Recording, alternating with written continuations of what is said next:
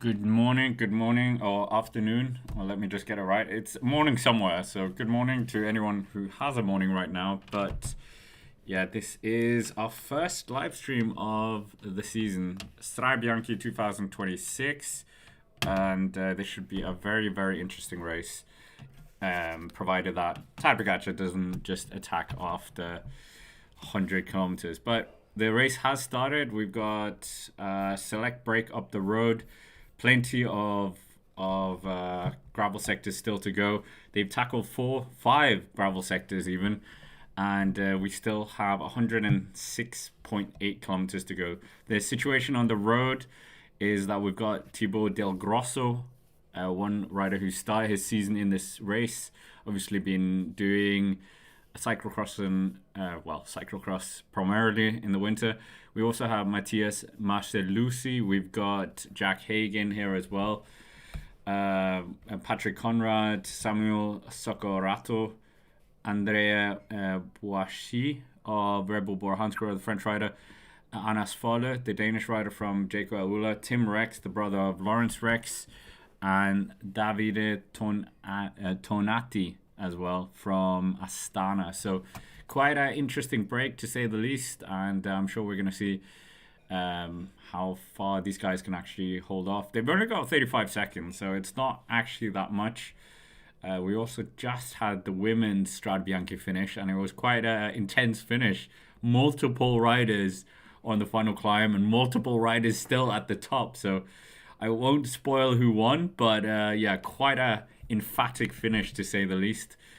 Are we going to see something similar to in this race? That would be very good. I mean, the last few editions we've just seen Pogacar come up to the finish. We saw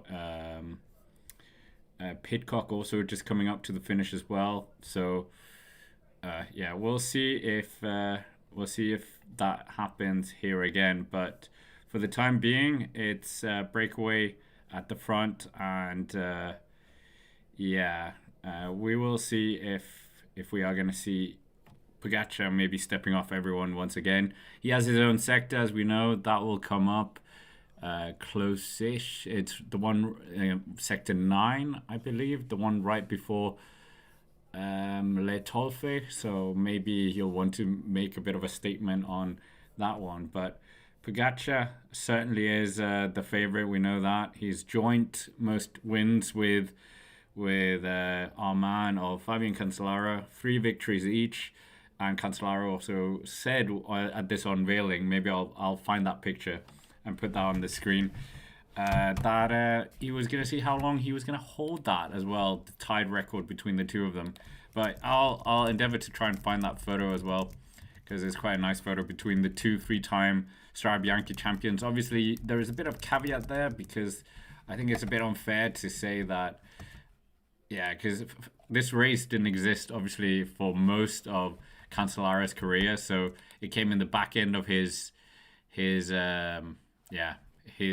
tenure as a rider. But nonetheless, 3 wins is not easy in any of these kind of races on this level. But Tadej Pogacar and Fabian Cancellara, the break, I think it's very close now to getting caught as well. And we'll see if, UAE Team Emirates doing a good job to try and manage this as well. We're getting close to the Santarino e Grandia sector, which is a 5-star sector, 9.4 kilometers long. This is going to be the heaviest sector that they've done so far. They've done 2 4-star sectors, so this is going to be quite interesting to see what it does. They've just updated it as well. It's 1 minute and 20 seconds. That 9-man group we have out towards the front, that includes the likes of Patrick Conrad, Jack Haig, and Thibaut Del Grosso, I would say, is probably maybe the biggest name, just because he's under 23 world champion in cyclocross, and this race has a weird affinity with world champion cyclocross riders, as we know. When you think Pidcock's won this, former world champion, Mathieu Van der Poel has won this, Wout van Aert has won this. So yeah, we'll see what happens here. But then we've got the Monte Santa Maria as well coming up after that. So it's a very interesting section of this race coming up. And of course, we know that Tadej Pogacar attacking off 81 kilometers to go a few years ago. So maybe he'll try and do something like that. But we'll wait and see. Yeah, we're just waiting for live pictures as well because apparently this isn't an interesting part of the race. But yeah, we haven't really talked about other riders than Tadej Pogacar and our man of Fabian Cancellara. So maybe we should just have a bit of a wander through the start list as well. We talked about it in the previous show. And the top 5 available on the Cycling Day and Extra channel, obviously, and it's also the pinned comment. But yeah, in terms of riders, Tadej Pogacar obviously is the phenomenal, outstanding favorite after what he's done in the last few years in this race. Yeah, in that team to support him, Jan Christen, who was obviously involved in a bit of a controversial crash in Classica Jaén. Isaac Del Toro, who we know almost won the gravel stage in the Giro d'Italia last year and was up there in Classica Jaén last year. And he's a very good gravel rider. Then we got Felix Großschartner, Doma Novak, Kevin Vermaake, the new American rider for the team, and Florian Vermeersch, who's a very good rider as well, as we know, in this kind of terrain.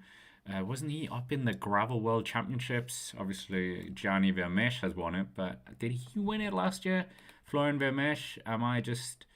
He did do some gravel racing. Yeah, he did win it. Okay, there we go. Florian Vermeersch, world gravel champion. So I wasn't completely just thinking crazy thoughts there. So yeah, the world gravel champion is also on UAE Team Emirates. I should have mentioned that, shouldn't we, in the previous show. Bahrain victorious, Matej Mohoric. He has had some good results in the past here. Attila Valter as well, former top 10 finisher in this race. Ben Healy was a good result last year for EF Education Easy Post. Paul Sizax? Okay, I think I've been doing that a bit wrong. So we will see if any of these guys, Sizax is the one that many people are pointing towards to potentially dethrone Tadej. I mean, our own Patrick Blake, he was saying that this was the only guy to stop a clean sweep of the podium for UAE Team Emirates. So I thought that was quite an interesting one. No Tim Wellens here. Michael Velgren was in the top 10 last year. Valentin Panapantra is not here. Valentin Madoise is the one I was trying to pronounce. Danish eyes as well. Albert Philipsen's also here, former, triple world champion in mountain bike, road, and cyclocross in the junior ranks. Quinn Simmons in there as well. Paul Conrad, who we know is up in the break. Tom Pidcock coming with a very good team around him. Milan Vada, former mountain bike rider. Quinten Hermans, obviously new boy from Alpecin. He can potentially do something here. Brett Van Moer, Mark Donovan. NSN Cycling, who have they got? They've got George Bennett, Chris Neerlands, the very good Instagram social media star right now. Red Bull Bora Hansgrohe, Gianni Vermeersch, who we spoke about earlier. Giulio Pellizzari as well could potentially get in the mix. We've seen GC riders doing quite well in this race. Quickstep, they have the winner of the Giro de Sardinia recently and new signing Filippo Zana, who's actually had a few good results in this race as well. He could potentially do something, as well as Mari van Sevenant, Louis Verake. Yeah, so a few options for a number of riders, a number of teams. But I think the principal riders are going to be Tadej Pogacar, potentially Paul Sizax as well. If he can do something, that would be very good. Tom Pidcock would love to get another podium, maybe try and challenge for the win. So, yeah, we'll see. But Little Trek with Albert Philipsen, obviously as a Dane, I'm going to be a bit curious to see what he can do as well. I promised you a photo here we go. I'll get the photo up with Cancellara and our man of Tadej Pogacar, the two riders who have won 6 editions in total. So I think it's quite an impressive feat by both of them in various editions. Obviously, Pogacar has absolutely just completely decimated this race the last few editions. Did take, was it 1 edition to get used to it? But yeah, that his own sector is going to be coming up later in the race. So we'll wait and see. Great to have so many here already, and today promises to be an interesting day. The first day for Tadej Pogacar as well. So Tadej Pogacar, he is debuting the season today, so we will wait and see. But in terms of the current race situation, as we still wait for live pictures, because the broadcasters don't believe that this is interesting. We've got 100 kilometers to go. They are getting to the Santo Martino y Grandia, and we still have that breakaway up the road with Del Grosso, Marcelusi, Haig, Conrad, Soccarato, Bouachi, the French rider, Foller from Denmark, Tim Rex, and Tonati as well. So there's a good mix of World Tour teams in there. There's only really 2 Pro Continental teams, so we'll see how long they last. Apparently a mechanical problem for Attila Valter as well. Bahrain victorious. We'll see what they can do in this race. I think, didn't they have Bilbao? Bilbao has a good record in this race. Yes, Bilbao, he is here. And in terms of Strade Bianche and Bilbao, he finished inside the top 10 in his all his editions of this race. So four starts, 4 top 10 finishes. So I think that is an absolutely incredible record for the Spanish rider. And we'll see if he can continue this. But for the time being, it's looking very good for the race situation. And we're just waiting for the inevitable. That is the thing. But yeah, the women's race looked very, very good. That was a very heavy contested battle for the win. And I'm not going to talk about the winner in case someone wants to watch it afterwards or haven't watched it. So yeah, obviously finishing the same place. We spoke about this as well. It would just be good to have them all, make them do all the big races. We do the women's races, because then everyone who's waiting is getting 2 races instead of just 1. But obviously, I appreciate the organization that needs to be done for 2 races, 2 cameras, or 2 every. Yeah, you know what I mean. Suddenly, you're not having maybe 15 camera bikes; you're having double that. But for the time being, we're just waiting until they turn on the pictures so we can see what's actually going on with our own eyes, and not just following the radio messages and all these things from the team radios and all this. But for the time being, 100 kilometers to go, and we're on a sector 5, so this is what we would want to see. But they don't deem this worthy enough for that. But Visma Lease Bike, they're an interesting team to consider a bit as well. What are they going to do? Wout van Aert, obviously, every race he comes to, he's always going to be spoken about, especially at race he's won. So is he going to be able to do something here? That is the big question. I mean, where's his form? La Samen, he had the mechanical puncture, but not quite doing that much in the race.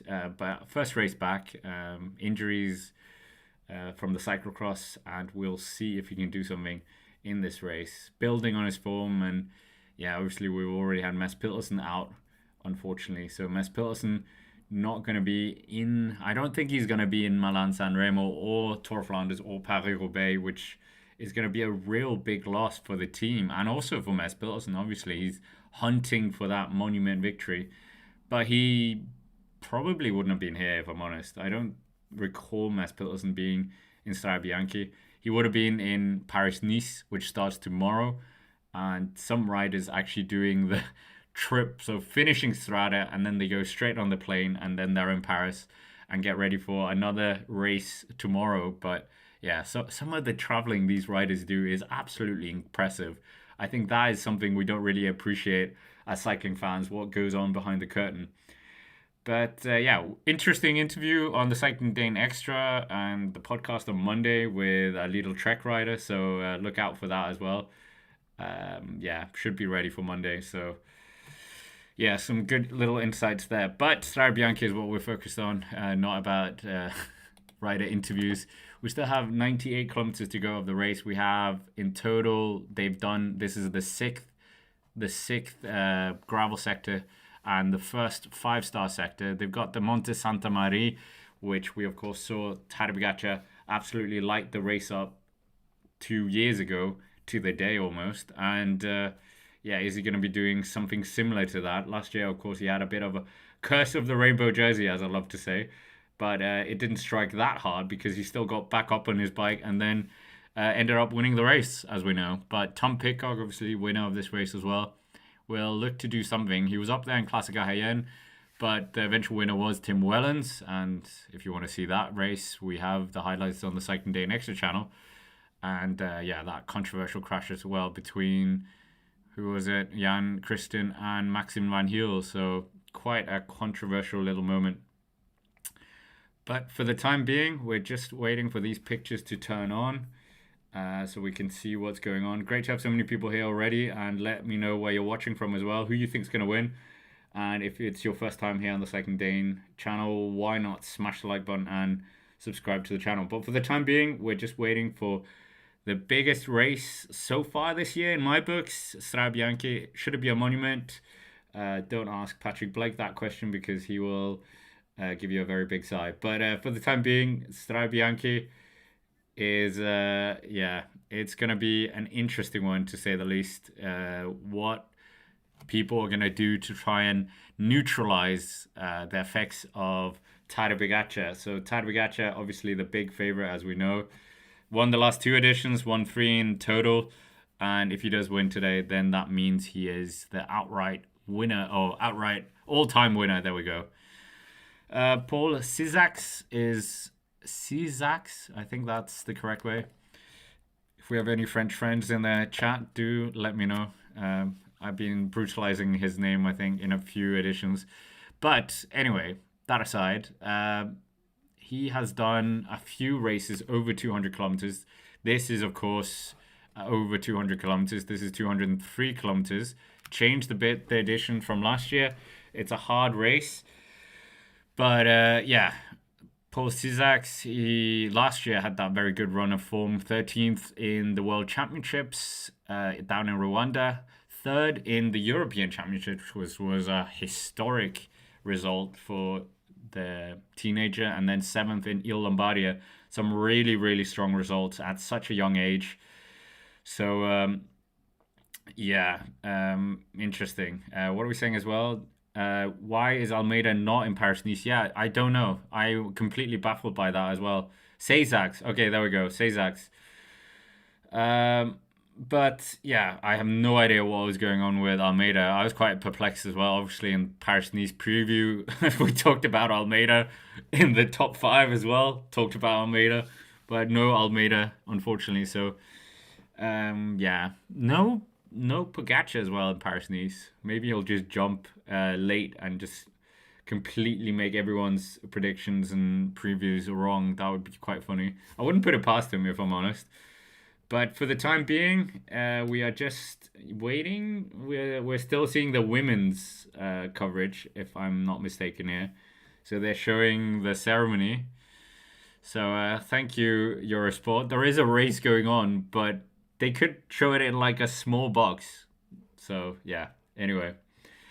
We've got 95.4 kilometers. The annoying part is we're on a 5-star sector and we would like to see this. We still have the 9-man group out towards the front. 1 minute and 35 seconds is the gap, we're told.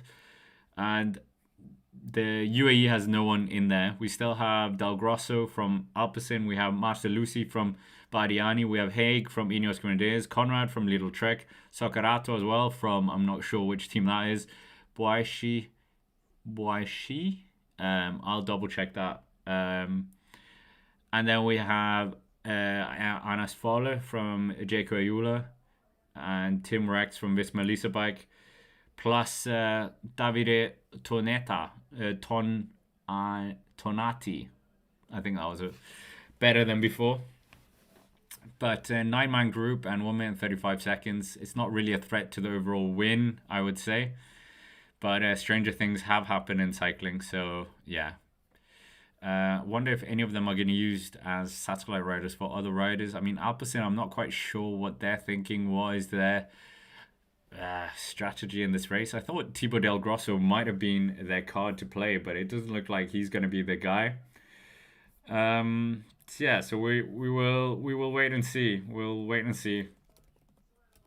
But for the time being, we're just waiting for the ceremony to finish, and then I think we should get live pictures.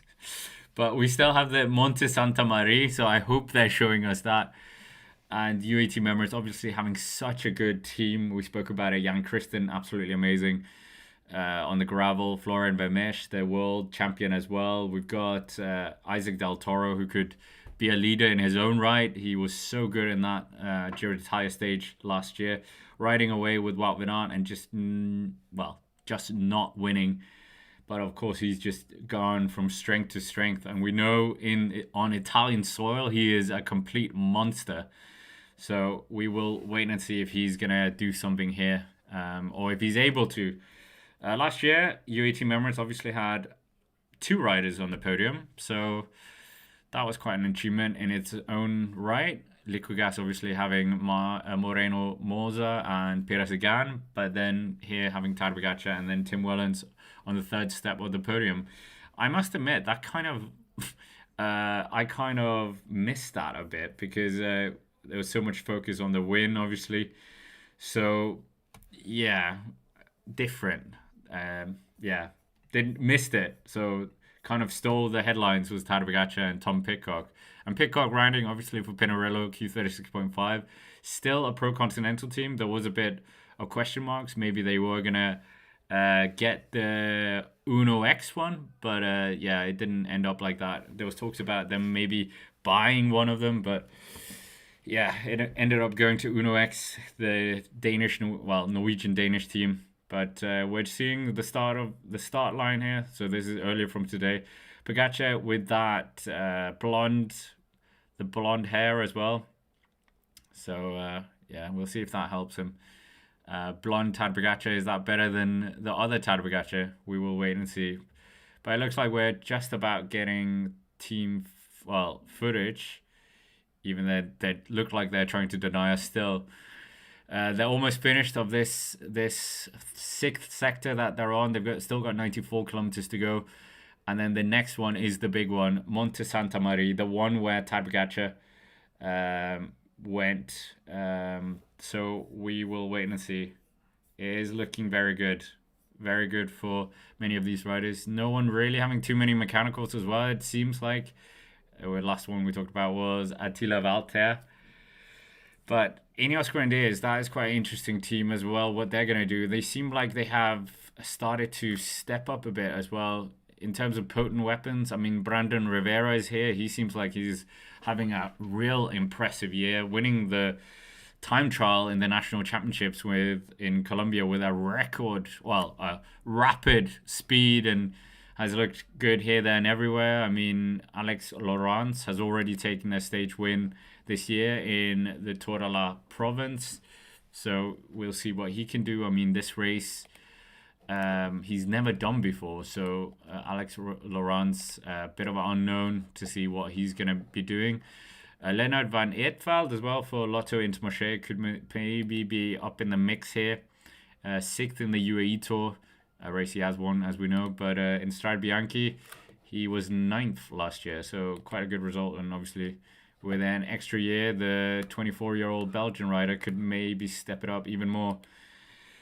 But these riders, it's going to be an interesting addition. The big question mark: where is Tadej Pogacar going to attack? That is kind of what we're expecting. UAT members, how do they ride this as well? Do they ride a bit, look at everyone else, or do they just brutalize the race completely once we get onto the Santa Maria? Movistar as well, coming with an interesting team. Pavel Novak, Roger Adria, the new rider from Red Bull Bora-Hansgrohe, obviously. Filip Majcek, the torpedo from a few years ago. But Tadej Pogacar, double world champion, would look to be the first rider to win back-to-back editions as world champion as well. That's never been done in Strade Bianche history, so that would be another accolade to add on to his steep list of achievements already in pro cycling.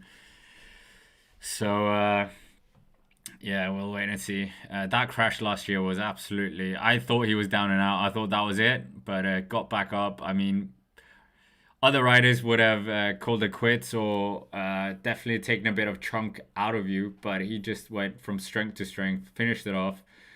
And yeah, great to have so many people in the chat. Music Wavy as well. Great to have familiar names in the chat as well. Yeah, Strade Bianche, Tadej Pogacar. That is two names that are synonymous with each other. And we have, of course, got the Monte Santa Maria coming up next. And Fabian Cancellara's. That is his gravel sector. So Tadej, probably should have been given to Tadej. But yeah, you can't really eclipse Fabian Cancellara. That would be a bit rude, if we're honest. See.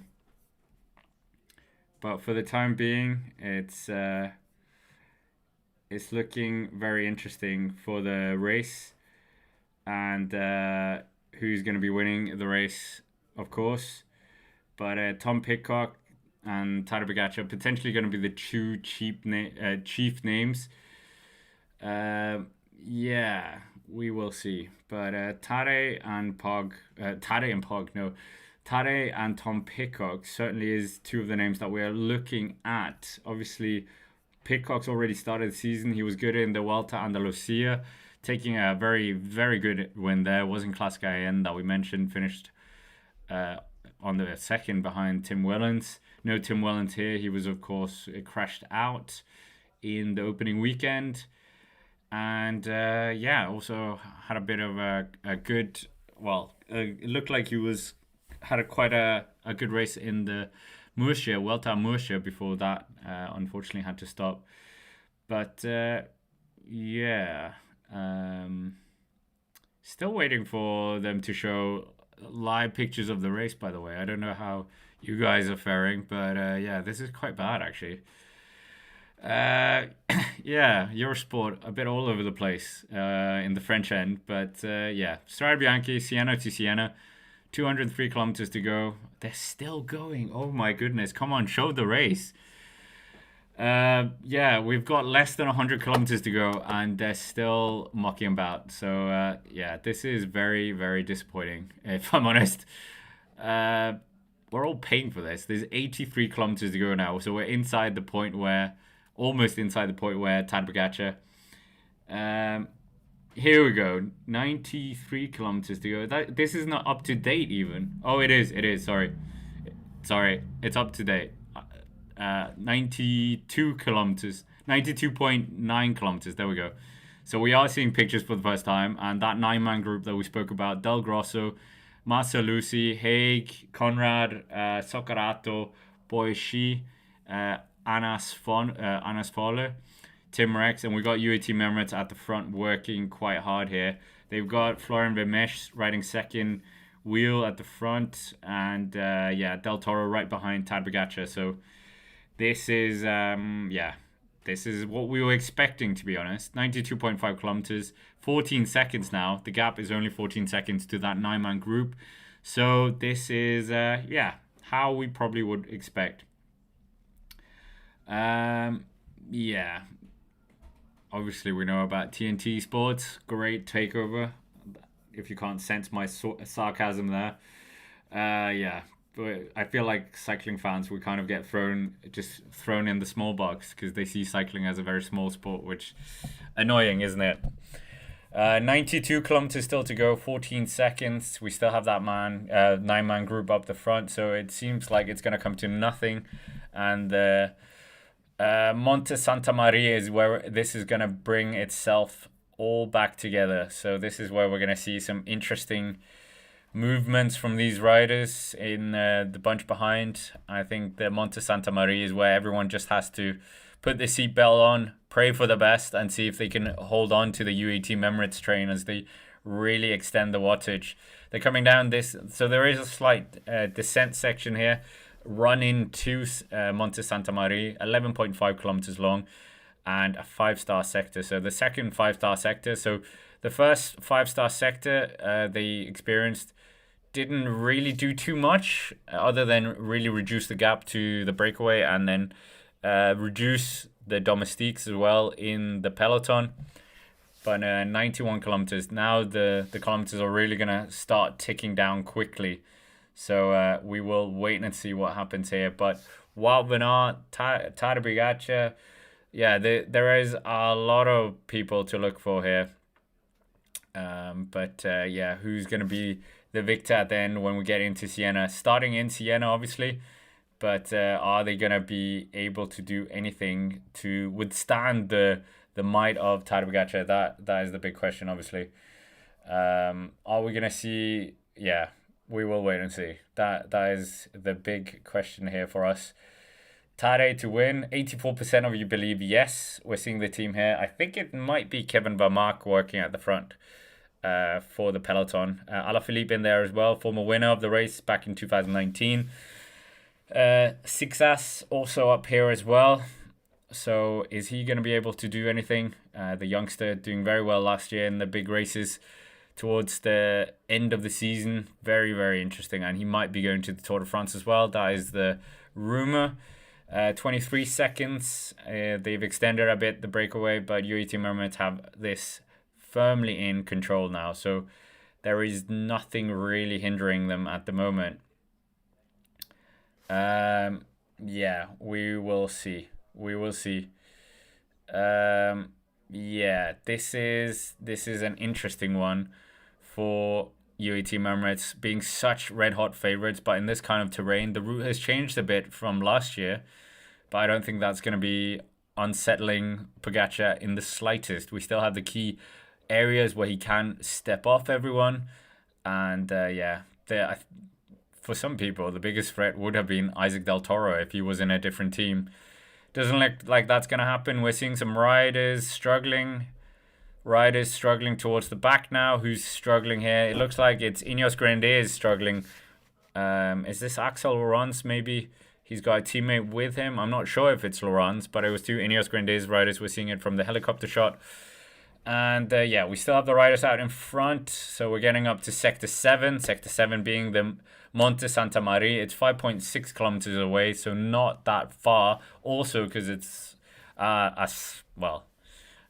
downhill all the way. So this should be a fast run-in towards the sector. So this is where the cat is going to be thrown amongst the pigeons.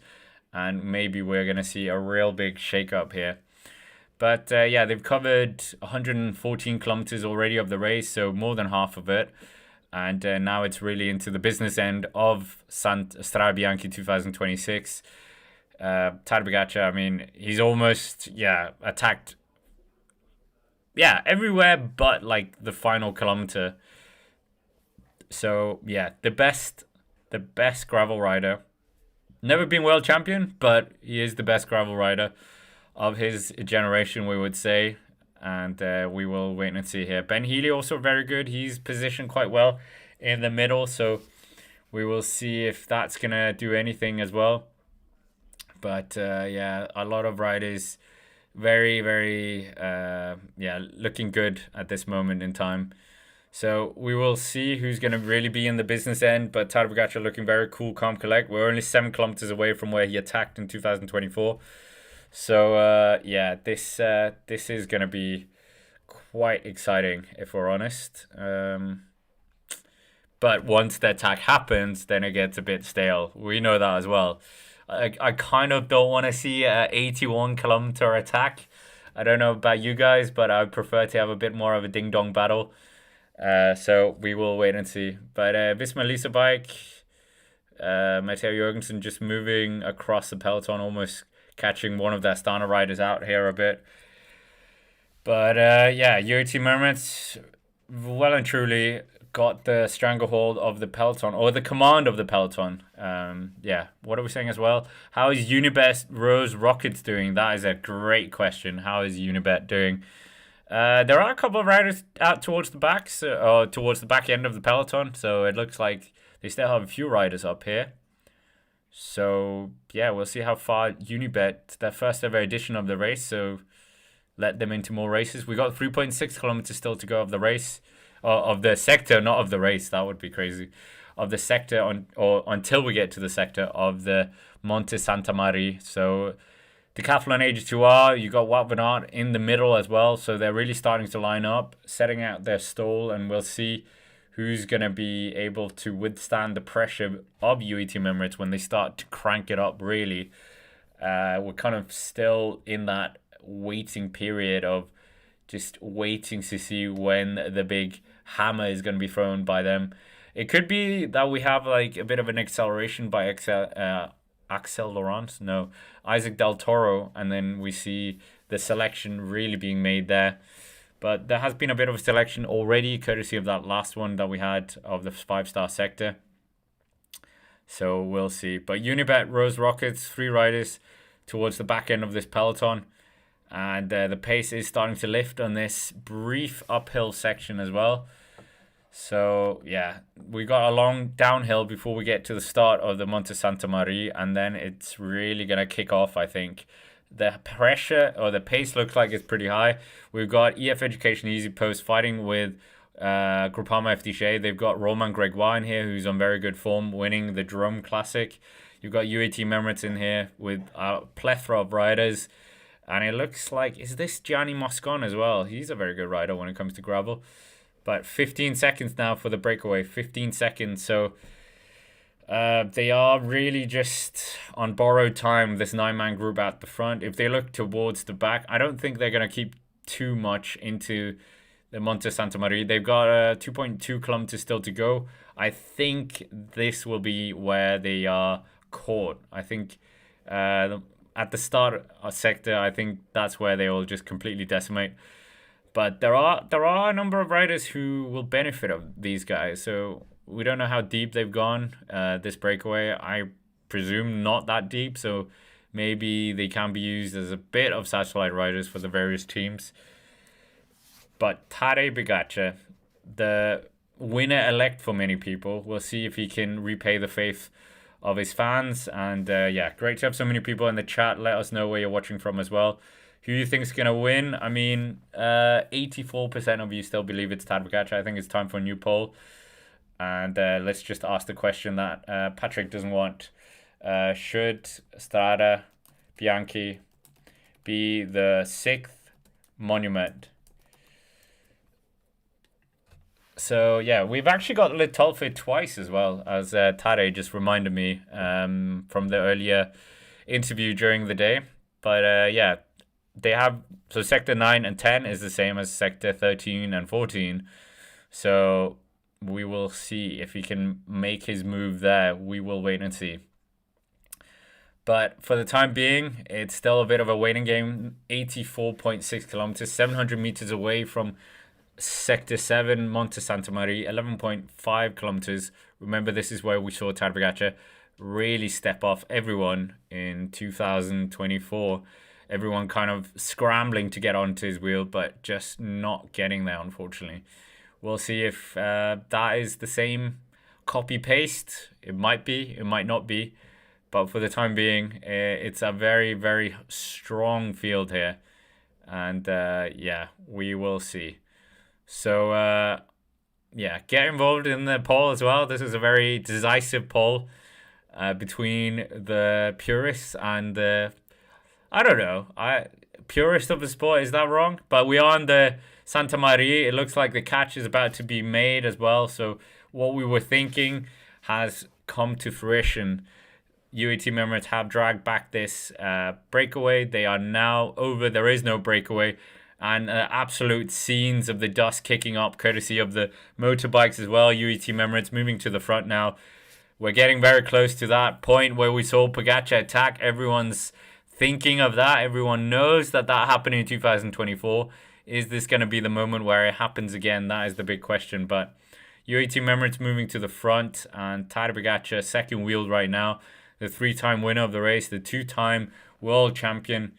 Will look to maybe do something here. Still 10.9 kilometers left of the sector.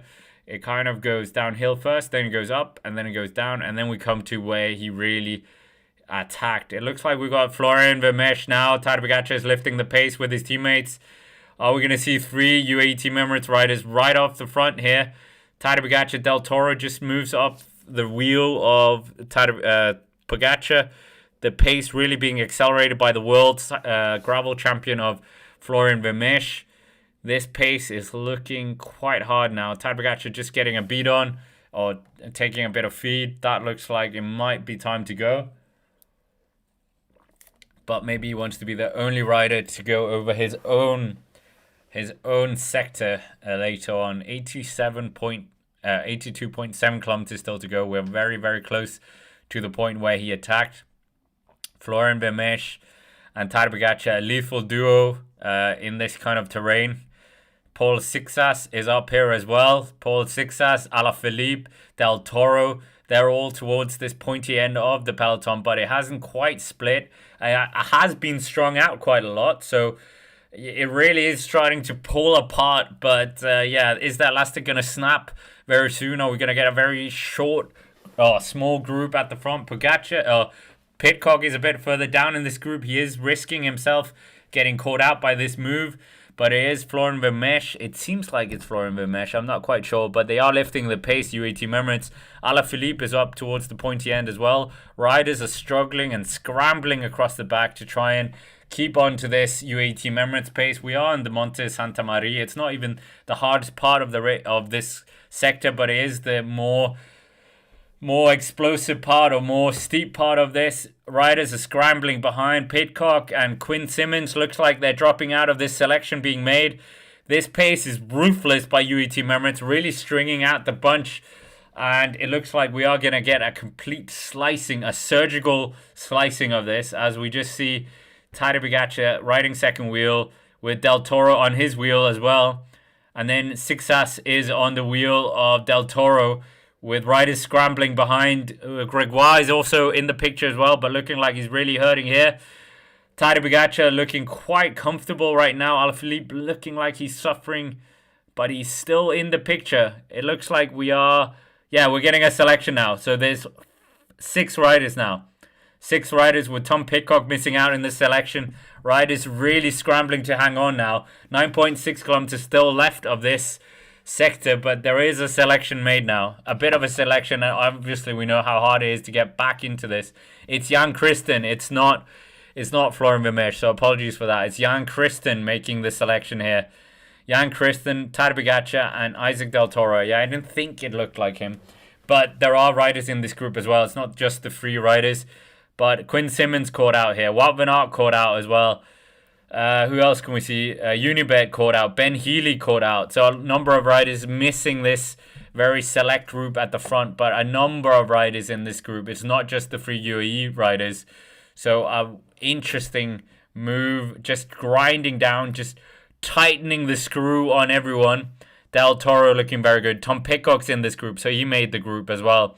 But this is a very, very elite selection being made, driven by UAE Team Emirates, as we know. And they are absolutely forcing everyone to bite hard on the gum shield now. Well, they don't have gum shields, but you know what I mean. Figuratively, they are absolutely suffering right now.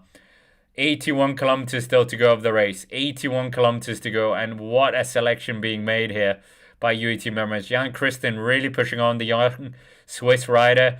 Then we got Del Toro. It's an embarrassment of riders for UAE Team Emirates. They're pushing on a bit more here. 8.5 kilometers still to go of the 5-star sector. 80.9 kilometers. Pogacar looks behind. Pidcock is still in this group. Sixas is up here. I think Jorgensen. But Decathlon have 3 riders in this group. So do UAE Team Emirates. So 3 Decathlon, 3 UAE Team Emirates. That is impressive. I did not think that was going to be the case. So a confirmation of the 9-man group. It's no longer the breakaway we talked about. They're coming down this long descent, and then they'll come to the next push or next uphill. But the impetus of the second group is completely dead.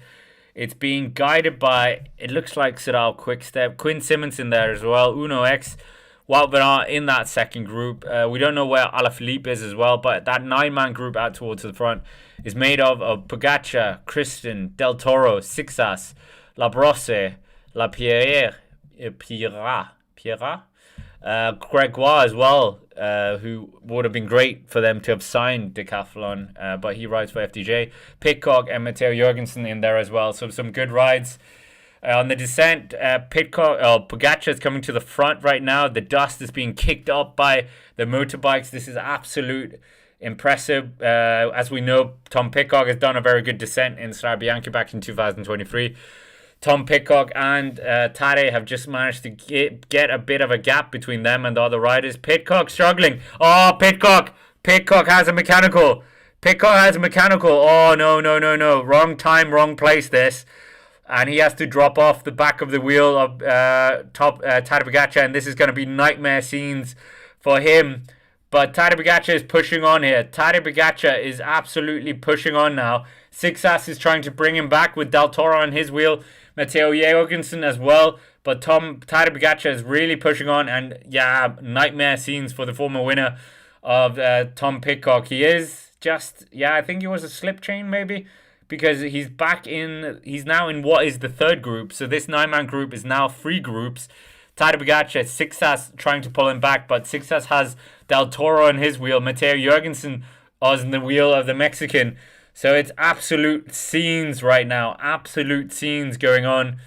And Tadej Pogacar is stepping off everyone here with Monte Santa Maria, a place he's already ridden off everyone back in 2024. And he's doing so once again. Tadej Pogacar, he's trying to get some distance, but it is the young debutant, the 19-year-old, clawing him back from France, the winner of the Four Ardèche, the second place finisher in the Volta Algarve this year.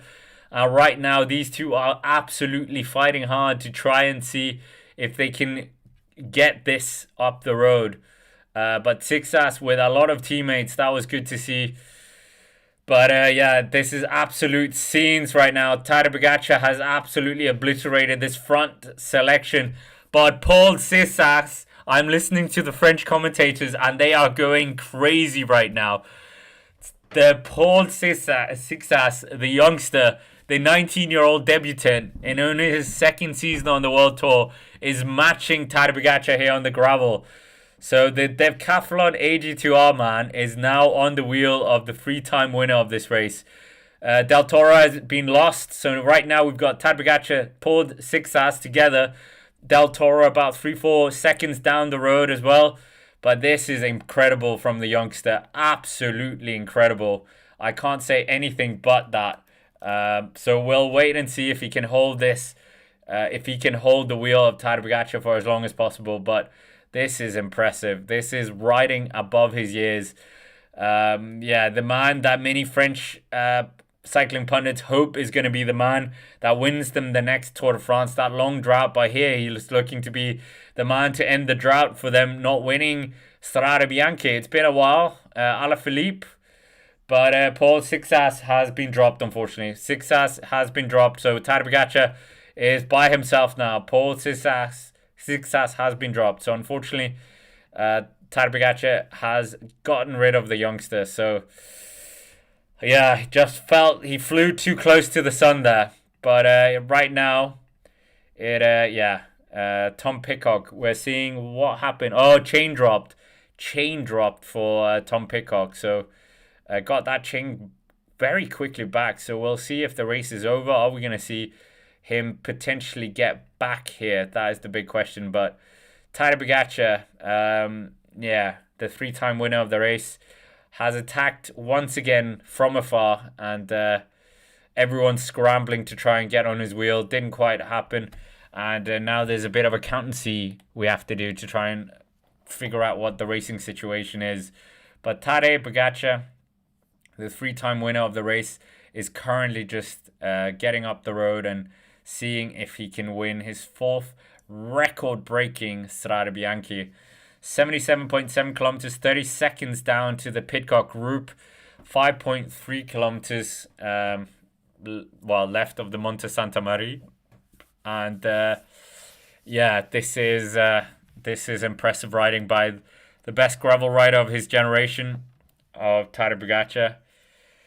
Isaac Del Toro somewhere in there as well. The youngster Paul Sixas in there as well. And we're just waiting to see what the ramifications are of the Monte Santa Maria. We still have a few sectors to go. Twice up Le Tolfe, twice up the new Tadej Pogacar sector as well. Or new, but named after Tadej Pogacar now. And it seems like 8 seconds down to Paul Sixas. I'm not quite sure how up to date that is. We've got Del Toro somewhere in there as well. maybe the two young riders will be joining up. But the funny thing is, the three front riders have all won the Tour de l'Avenir as well. So that is quite funny here in Strade Bianche. So if you win Tour de l'Avenir or World Cyclocross champion, there's a good chance you're going to be doing very well at Strade Bianche just due to the nature of it. The third group on the road has Gregoire, Pidcock, and Matteo Jorgensen. Three very good riders, have achieved good things in this race. 34 seconds down. Are they going to be able to claw back Del Toro and Paul Sixas? They are together as well. They are around 12 seconds down to Tadej Pogacar, but obviously Sixas is getting no help from the Mexican youngster. And are they maybe going to be able to do a double podium once again? That is the big question. But Tadej Pogacar, we saw him last year, absolutely invincible. Didn't look like anyone could stop him there. Not even a crash, and it looks like today is a very similar thing as well. So 76.3 kilometers still to go. We got a bit of a a gap before we get to the next sectors after this as well. And then we have really some successions as well. What are we saying? Am I a Vingegaard fanboy? Well, I mean, being Danish, I have to be. It's not a choice. You have to be a Vingegaard fanboy if you're from Denmark. But Pogacar absolutely obliterating the field for a third year in a row. This is well and truly his race. And gonna be winning a fourth record-breaking win if he keeps this up. And there's no bad luck on the way as well. But it's the distance is increasing now. It's 39 seconds down to the Pidcock, Gregoire. Jorgensen group, of course, a top 10 in Strade Bianche is also a very good result. So there's still a lot of things to fight for as well. Tadej Pogacar absolutely just showing why he is the best of this. And 40 seconds now. It's building up. He's still got 3.2 kilometers left of this. But the number one, the world champion, is showing why he is the number one and the world champion in this terrain. He should really go to the world championships just to get another championships. He's only been world champion in road racing only, like as if that's only, but just compared to Mathieu van der Poel and Tom Pidcock. Obviously, Pidcock has been world champion in 3 different disciplines: mountain bike, and cyclocross. So quite interesting. Right, okay. 43 seconds now. 43 seconds. The gap is starting to increase. Sixas, should he wait up for that group behind? That is, I don't know.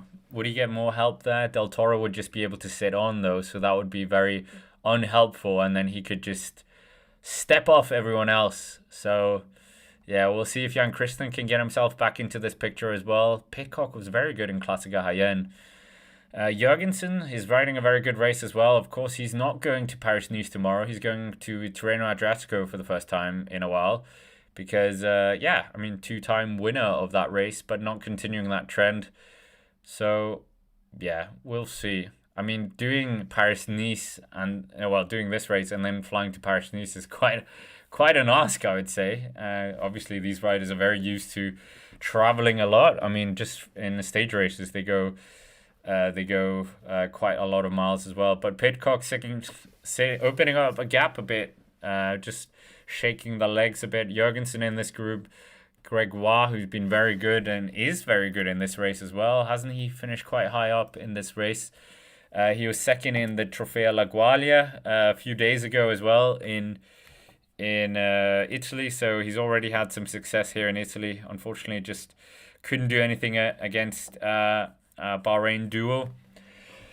And where was he rumored to? Wasn't it Red Bull at one point? But he's one of the riders who did stick with FDJ. FDJ had a big exodus of big talent: Lawrence Pithy, Lenny Martinez, Stefan Kung as well, but he's not as young as the other guys.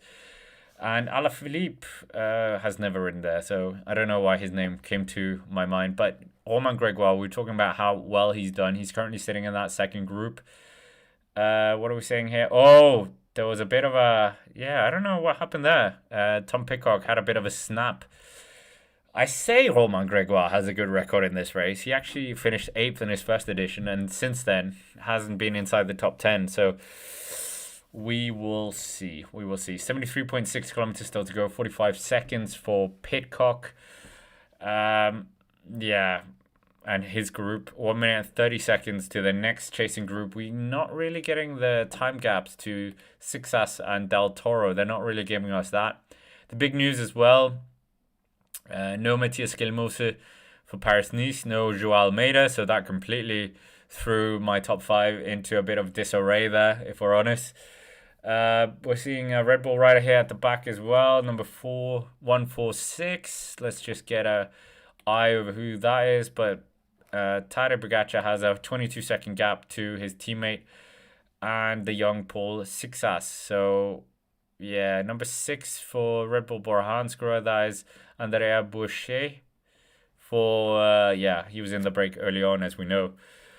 But 72.9 kilometers, I think we're getting a bit of an insight what's going to be happening after Tadej Pogacar and other riders kind of retire. Then the reins are going to be thrown over to Paul Sixas and Del Toro. I think these guys are really going to be dueling it out for many races in the years to come. But for the time being, we're living in the era of Tadej Pogacar, the world champion, double world champion, and 3-time winner of this race. 46 seconds now down to Tom Pidcock. That group not really working as well, and maybe they're just all on the line here, on the limit. But for the time being, it's looking interesting. We would have to say it's looking very interesting for the overall picture, for the podium, for the top 10, and it looks like the win, barring anything going wrong. Even if something goes wrong, as we saw last year, I think Pogacar maybe has this nailed in the bag. Or if somehow the riders behind can get a very, what should we say, cohesive chase going on, cooperative chase going on, but don't hold your breath on that account. For the time being, it's looking very healthy for UAE Emirates for a potential double podium. Paul Sixas getting absolute no help here from Isaac Del Toro, as is his right, as we know, because his leader's up the road. But he needs to get rid of him. Absolutely needs to get rid of him. Tom Pidcock, Gregoire, and Matteo Jorgensen still in that 3-man group. Let me know in the comments as well. But what do you think Sixas should be doing here? Should he try and wait for the next sector and try and step off him? But I don't know. Del Toro is getting a bit of an armchair ride, but what I mean, if he drops back, obviously there's more riders he could work with, and he can get a bit of rest up as well, more kind of get that chase really going in a way, and then maybe there's more of a chance that they could claw some time back on Tadej Pogacar. But the negative there is Del Toro can just sit up and relax, and then he can just step off the group at any time, attack hard, and then that would be completely over. But let me know what you guys think as well in the chat. Do you think what should Sixas do? Should he sit up, or should he potentially do something here? We'll wait and see what happens. But it's not looking good for anyone to challenge Pogacar for the victory. I don't think they're going to be able to pull him back. When's the last time we saw him actually pulled back? Maybe Amstel Gold, but that was a Remco Evenepoel effort. We don't have a Remco here, and it was a very different dynamic as well. I've never seen him being pulled back on Strade Bianche. I think the last time we saw him in problems was in 2021. Where he actually did get dropped on was it Le Tolfe, where he got dropped by Mathieu van der Poel's acceleration. But since then, not really anything happened. Great to have Rhonda here in the chat as well. Great to have so many familiar names. Let's just get that right. The season has started for us. Sorry, I haven't done any of the other races, but we'll be back for Milan San Remo. That will be an absolute incredible one, to say the least. And yeah, plenty of things going on the various different channels. I will try and do a video about Paris-Nice as well, where I actually cycle to Paris-Nice, because Paris-Nice is about 130 kilometers away from here. So I thought that would be quite a funny video if I can make it in time. But that will be on the Cycling Day in Action channel, the third channel. Some of you don't know there's a third channel. But yeah, we will see what happens if our predictions are right in the preview as well. So far, so good. With Pogacar looking like he's going to take a fourth victory here. Paul Sixas is doing an absolute formidable job here, I would say, in his first ever Strade Bianche, 19 years young, and already up here challenging with the big names and doing better than some of the previous winner of this race. So we will wait and see. Thank you, Jack, for the kind comments. Thank you for having so many people in the chat as well. Eurosport, apparently you're allowed to do adverts during a race. That is very nice. I don't see adverts during a football game, do you? But us cycling fans, we're always second fiddle. It's very annoying, isn't it? But yeah, we'll wait and see what happens here. It's a very interesting dynamic in that second group with Success, with the youngster as well, Del Toro, really being in there. We saw him so good in the Giro, and here he has the benefit of having Tadej Pogacar there. I'm not sure Del Toro would win this. If I'm honest, I'm not sure. Yeah, we will see. We will see. So yeah, for the time being, 68.8 kilometers. We still have Tadej Pogacar coming through the feed zone.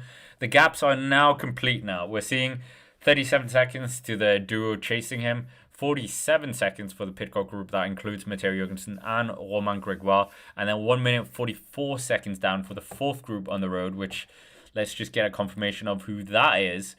We don't have it. So never mind. I think that's where we have Jan Christen and some of the other riders. We would like, it would be good to see like who is in that fourth group. But yeah, Tom Pidcock closing the gap almost to that front duo, and then they become 5, but in a way 4 with one anchor of Del Toro. So they really need to get rid of Del Toro, but obviously that is easier said than done. Del Toro, an absolutely incredible rider. Feels like it's illegal to have Del Toro and Tadej Pogacar in the same team, if I'm honest. But yeah, 68.2 kilometers. Yeah, a lot of teams tried to get Del Toro. Ineos were very close to signing him, and so was EF Education EasyPost.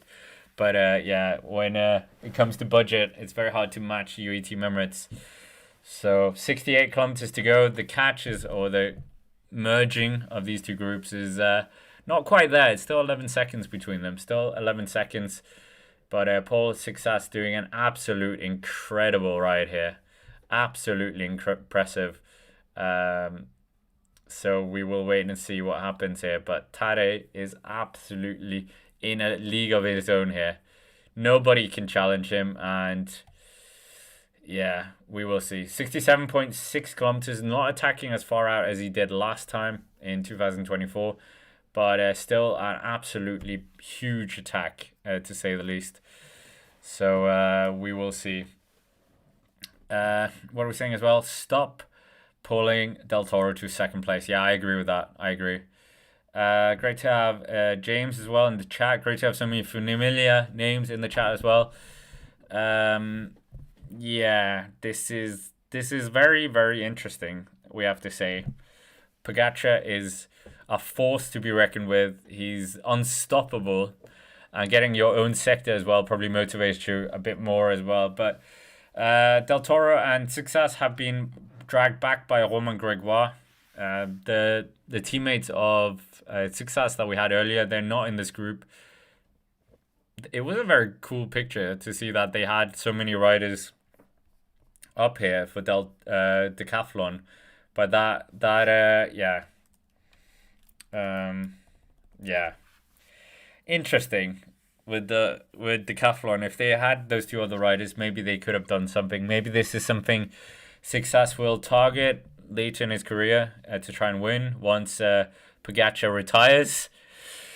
So 19 years and he's already up here in a Strade Bianche. I think this will be our first ever teenager on the podium. I could be wrong, but yeah, can you think of a podium finish, a 19-year-old finishing on the podium in Strade Bianche? I mean, if we look back on the podium in previous editions, I can't think of any. He's also the youngest rider of this race as well. Matthew Brennan, I believe, is in the race, but Paul Sixas, absolutely, yeah, incredible riding by him. So, I mean, in terms of riders that we can look at, Peter Sagan, but how old was he in?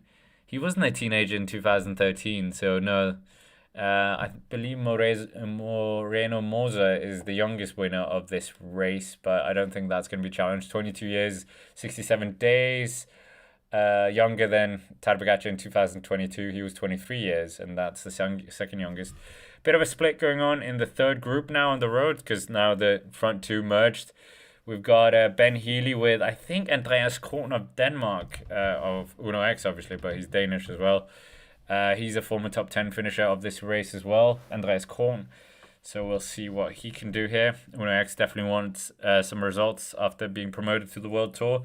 Now they're not this plucky wildcard team. They have to perform now. Now you don't want to be the next Cofidis. You have to be up there in all the World Tour races. 65 kilometers still to go here. Tadej Pogacar looking very smooth and strong.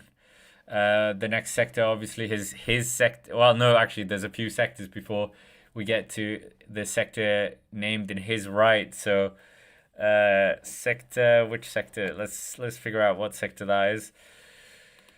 The next sector. What is the next sector? That is the Monte Apriti, a 2-star sector. Then we get to his sector, the Col Soto.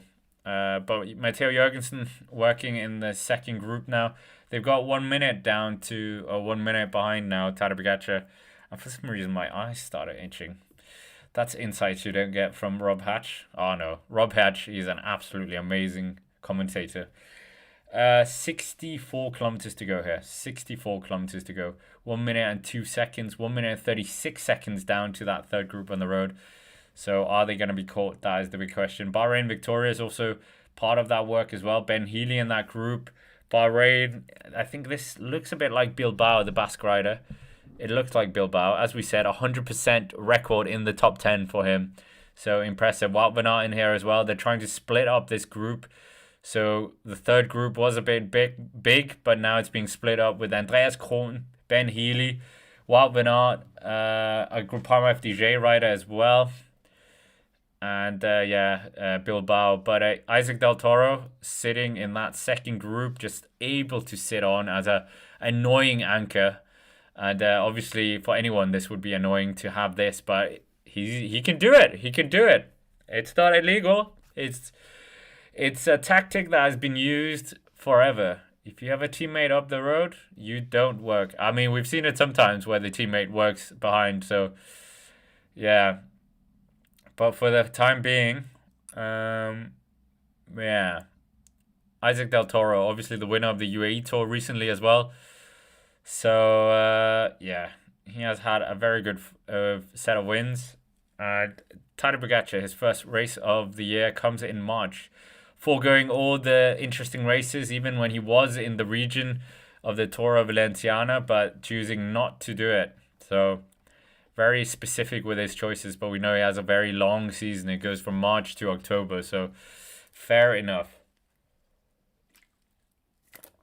But for the time being, so far so good for UAE Team Emirates. Absolutely managing this race situation. Perfect 1 minute and 4 seconds with Del Toro acting as an anchor. So, we will see what happens here. This is looking very good for them. But Tadej Pogacar getting very close to his first ascent up his own sector. And is he going to be able to be the first one on the second time? Probably as well. Probably. We will wait and see. But are we gonna see this as a win for him? It looks like he is gonna be the outright winner breaking an impressive record that hasn't been broken so far in the 20 editions of Strade Bianche. Beating Fabian Cancellara, obviously. So we will wait and see. Of course, we are doing the recap race analysis on the Cycling Day in Extra channel and on the podcast as well. So do check that as well with Patrick Blake. So that should be very good. I'm sure he has a few things to say about this. But 61.8 kilometers, 1 minute and 4 seconds. Sixas working well with that group behind.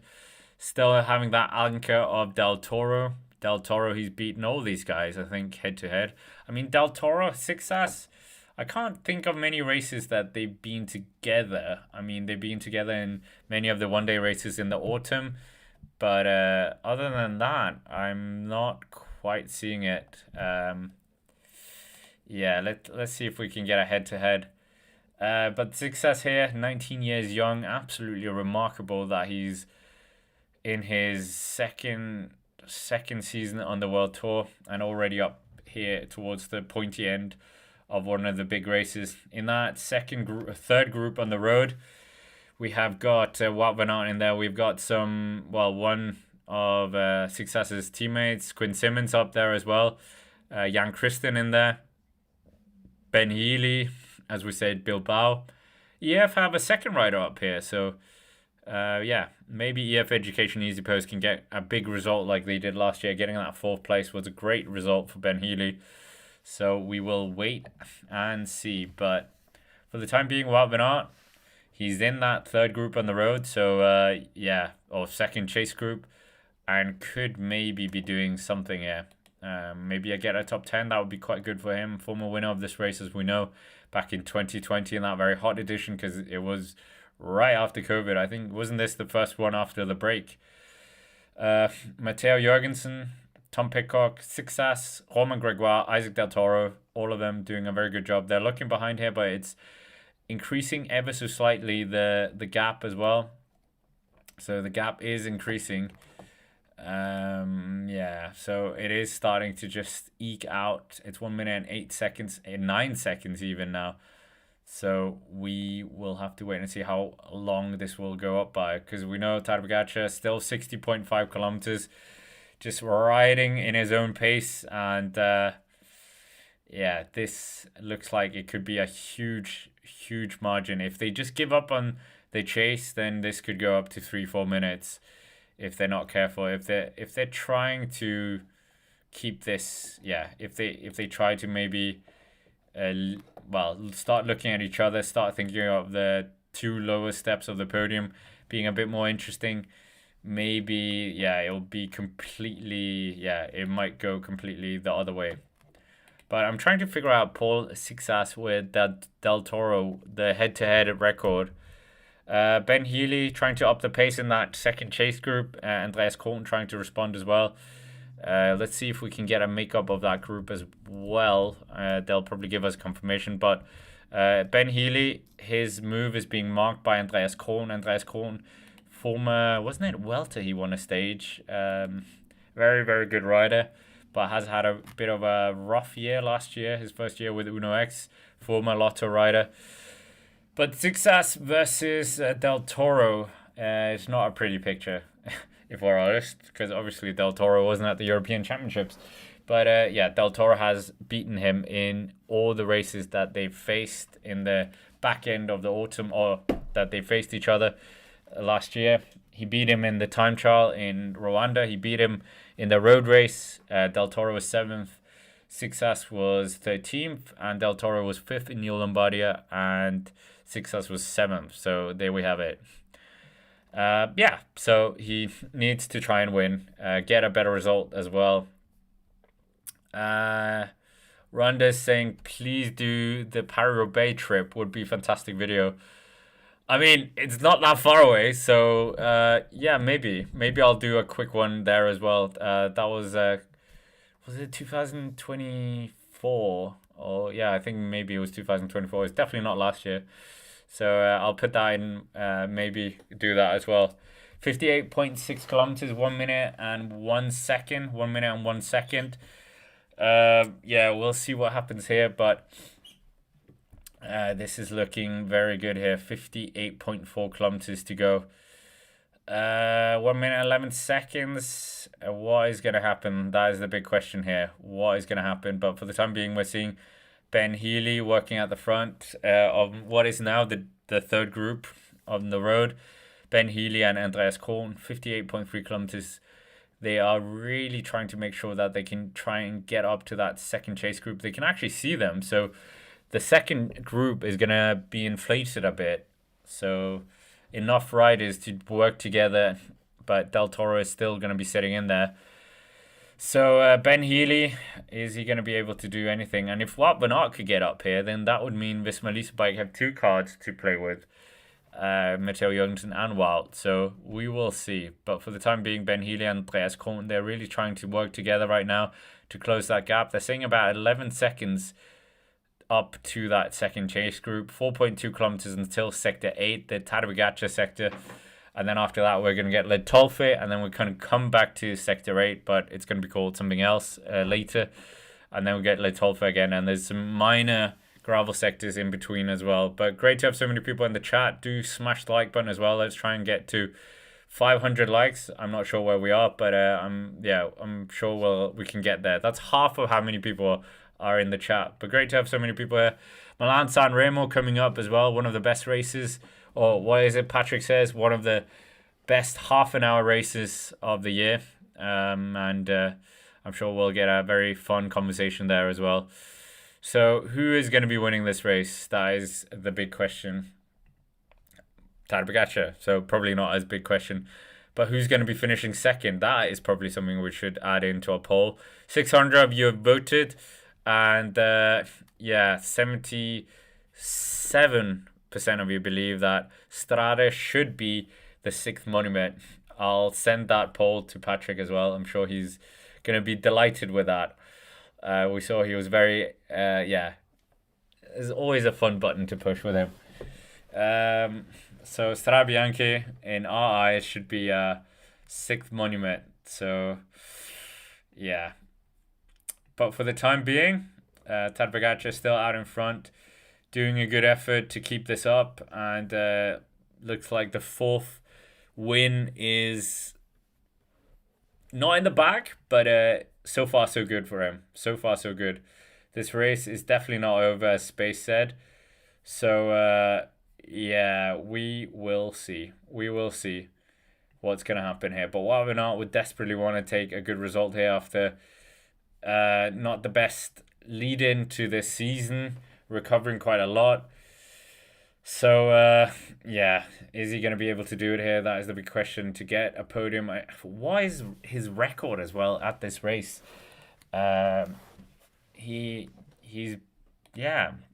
let's just get a bit of a better picture of this. But that third group on the road has Jan-Christian Bilbao La Peira. Michael Velkrein was the other EF Education Easy Post rider. Of course, he finished top 10 last year. Alfonso Bratz of Groupama FDJ is in there as well. Quinn Simmons, Gianni Vermeersch, and Wout van Aert. And Wout van Aert was who we were just going to focus in on a bit. He's going to Tirreno Adriatico, so he's staying in Italy. And then he's going to do Milan San Remo. Last time he did this race was back in 2021, finishing fourth. Then he, of course, 2020 he won it. 2019 third, 2018 third as well, where he had that heroic collapse and still finishing third. So, quite impressive there. But he has a 100% record inside the top four. I'm not sure that is going to be the case here. Tadej Pogacar still has a healthy margin to the other riders. And is that going to be the case all the way to the end? That is the big question. An impressive record, to say the least, here by Tadej in this race, and really just having control of this. No one able to challenge him at all, really. So we will wait and see if he's ever challenged, or if he's going to be the 5, 6, 7 time winner of this race. But he enjoys it, and he's an absolutely formidable rider at this kind of terrain. So we will wait and see. But for the time being, 54.8 kilometers, 1 minute and 17 seconds to that second group, and 17 seconds further back to the third group on the road, which we just spoke about. Another UAE rider in there as well. So that's why many people think that maybe a 1-2-3 is not out of the question for UAE Team Emirates. We're 900 meters, or Tadej Pogacar is 900 meters away from his first crest on his own sector, named after him. So, yeah, this could be very good. And let us know where you're watching from as well. Let's try and get some flags up in the chat. And if you haven't already, let us know who you think is going to be finishing second. I think that was what I was going to go for in terms of second place. We only have 4 options, so let's end that poll and we'll get the other poll going. But Tadej Pogacar still over a minute of a lead, of an advantage out in front. Who will finish second? So this is assuming that he wins. And you guys can let me know who you think's gonna. I'll just put who I think, and then we can put other as well. So get involved in that poll as well. Who do you think is gonna be finishing second? Obviously, this is a very dynamic poll. 1 minute and 20 seconds. So they're not quite letting go of Pogacar right now. He's on the Monte Aperit, so I was a bit too soon. He's got 600 meters on this sector, sector 8. So I was jumped the gun a bit there. I think sector 9 is his sector, so apologies for that, guys. I just jumped the gun a bit there. So, yeah, we are getting inside the last few kilometers of this race as well. 52.8 kilometers still to go. And sector 9 is his sector. Sector 9 and sector 13, same sector. But Tadej Pogacar absolutely just, grinding it up this incline part. Monte Apreti, very interesting. Very, very interesting sector. Not really doing too much damage right now. It's 1 minute and 19 seconds. 1 minute and 49 seconds down to the third group on the road. So we'll wait and see if they can catch the second group. But bigger group normally means more looking around, in particular when there's 2 Pogacar teammates in there as well. It's not really going to help the racing situation if they're hoping to drag back this man. But that is easier said than done. The chasing group are now in the sector as well. 1 minute and 20 seconds. Del Toro still just eyeing everyone from behind. I think they can just make out the second group now. The third group, they are going to catch them. So it's moments away from being caught. So then we're going to have a very, very big group. 7 in the second group, 8 in the third group. So it's going to be a 15-man group chasing the Slovenian. But crucially, there are 2 UAE Team Emirates teammates in there. So that is going to be a bit of a hindrance for any cohesion. But there is 2 EF riders, 2 Visma riders as well, and 2 FDJ riders. Quinn Simmons, the only rider for Lidl Trek, so 15 riders behind him. So that is literally the top 10 and the podium right there behind. So, and then there's 2 minutes behind this big, massive group that we've got now. So 15-man group in here, 2 Danes in here, Andreas Krohn and Michael Velgail. Gianni Vermeersch, the former world champion on the gravel, is also here. Now La Pierrière is coming to the front. He's just upping the pace for Sixas. So they are just trying to string out the group a bit. Del Toro just matching the acceleration somewhat.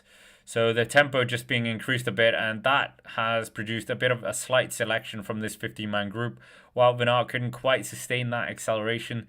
A lot of looking around as well, but that was just an like a small insert of an acceleration there that just caught out a few of the riders.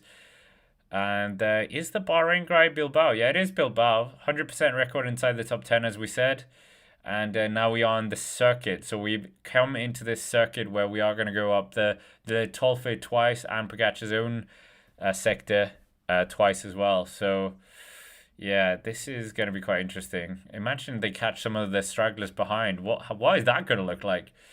But 51.8 kilometers still to go. 1 minute and 21 seconds still. So it hasn't increased that much more since Yeah, it's increased slowly, obviously, but it hasn't dramatically increased. We're getting some beautiful shots of Pogacar on his Colnago as well.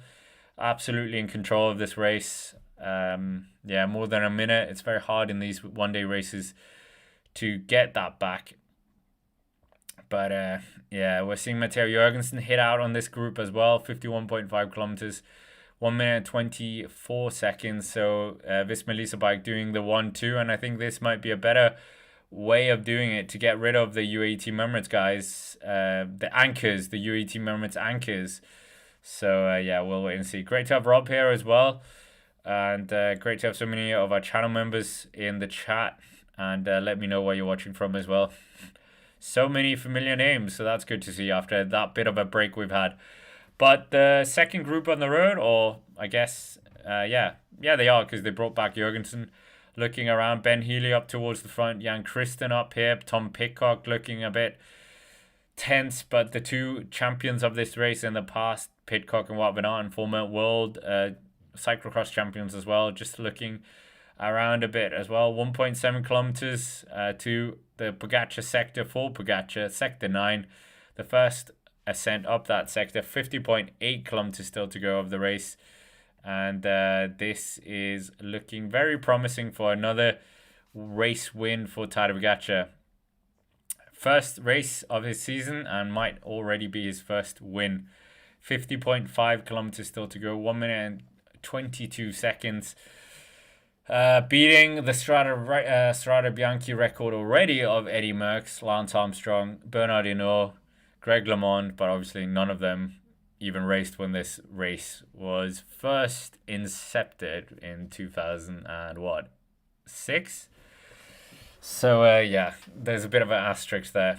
But 1 minute 23 seconds. It's increased a few seconds, just a few more seconds sprinkled onto his advantage, and yeah, we're waiting to see what's going to happen here. But yeah, 1 minute 23 seconds, 1 minute 23 seconds. We're almost 1,000 people in the chat, so great to have you all here. And if you're new, subscribe to the channel as well. We're getting ever closer to 60,000 subscribers on this channel, and I need to be a bit more active on this channel. The extra channel has been very active, as we all know. So yeah, there'll be a few videos coming next week so on this channel, so look out for that. But 300 meters until he goes on his first ride of his own sector in racing capacity. The Colle Pinzotto, 2.4 kilometers long, and he's on it now. So his first sector, and yeah, very, very impressive accolade to have, obviously. I don't know any other race that does this apart from Alpe d'Huez, where they name each corner after a previous winner. But Tadej Pogacar, he is just looking very, very smooth on this sector. It goes up to 15% on this sector as well. So that is going to be a bit of a challenge for some of the riders. But Pogacar just getting down in that seated acceleration position. It's 1 minute 32 seconds now. So yeah, the gap is quite big now. The gap is quite big. 2.2 kilometers still left of his sector. They are getting some epic shots in by the motorbike as well, but Tadej Pogacar absolutely stepping off everyone. No one able to stay on his wheel, and yeah, he's been on his own for almost 30 kilometers already, so just enjoying himself in Tuscany, just wanting the plaudits of the fans by himself. He doesn't really want to share that with anyone else, and for the time being he's just keeping the pressure on, not really letting up, knowing that the chase behind might be getting a bit organized. Team radios, of course, are probably going to give him a bit of insight in that second group as well. But that second group on the road, we haven't really seen a shot from them in a few minutes. So we'll see what happens. But the crowd greeting Tadej Pogacar as he's just pulling through the walls of fans. And I mean, the Strade Bianche fans are absolutely electric as well. And just lifting his tempo a bit more. 1 minute and 28 seconds right now. He's getting towards the top of his sector. 1.9 kilometers still left for him. Behind, it's Wout van Aert driving the pace. And are they thinking maybe they should play the Jorgensen card? He looks like he's a bit stronger than Wout van Aert every time there's an acceleration. Tom Pidcock, Gregoire, they're looking a bit interested in potentially doing acceleration. Wout van Aert lifting the tempo here. Wout, as we know, a really phenomenal engine. He was dominating this stage in the Giro last year with Del Toro. These two riders up towards the front. Gianni Vermeersch, the Red Bull rider, moving from Alpecin. He looks like he might take his own chances here in this race. The former world time trial, gravel world champion, Del Toro on his wheel. We've got Matteo Jorgensen, Gregoire in there, Tom Pidcock, Wout van Aert. The lead is coming down for the first time in a while. 1 minute 25 seconds. It's only coming down slightly, but it's going down rather than up. So is this the chase group starting to get organized? Quinn Simmons struggling out the back here. So is Soudal Quickstep. Who's that? Is that Sana? But Sixas pushing the pressure a bit. Sixas trying to get to the front here, but Vermeersch just almost colliding into him. But Sixas pushing on now. Del Toro on his wheel. Tom Pidcock scrambling to get on this duo's wheel. But Sixas just putting in a bit of a hit there. But Pro Cycling Stats didn't even know who that Soudal Quickstep rider is. But a few gaps being made, courtesy of that acceleration being made by the young Frenchman. A bit of looking around for Gianni Vermeersch, but just a few gaps open up here. Just a few gaps open up courtesy of that small acceleration by the Frenchman. So, yeah, wow. 47.9 kilometers, or 47.6 kilometers, 1 minute and 25 seconds, 800 meters left, or 700 meters left for Tadej Pogacar on his first ride on his new sector in a racing capacity. And for the time being, so far so good for him. So far so good. And we will see if he can extend his gap a bit. It's around 1 minute 25, 1 minute 26. It is coming up a few seconds, but like the dust being thrown up by the motorbikes. I love this. This is, Strade Bianche is one of my favorite races. I think it's just absolutely epic racing. Tadej Pogacar getting a bit of a feed there as well. He's the only back-to-back winner of the race as well. So he's going to be the only back-to-back-to-back winner as well of this race if he completes this. And the only world champion to win back-to-back as well. So quite a few accolades there. Technically, we could have had Alaphilippe back-to-back world champion winner. But that didn't happen. Ben Healy struggling. Was he world champion in 2019? No, 2018. Who won that? 2018 World Championships. Chat, can you? Who won the 2018? Wait, that's embarrassing. That was Innsbruck, and I was there. That was very embarrassing. Wow. Valverde, of course, won that, and then 2019 we had Mats Pedersen win. So no, Alaphilippe couldn't have won back-to-back because he won the 2019 edition of Strade, but didn't win it until 2020 and then 2021. There we go. I'm back in the room. 46.4 kilometers still to go. Ben Healy, back end of this big juggernaut of a group. There are two UAE riders in there as well. There's three decathlon riders in there. Sixas, Labros, and La Piera. Tom Pidcock in there as well. We've got Uno X with Andreas Krohn looking very good in this position. Ben Healy and Mikael Velgain.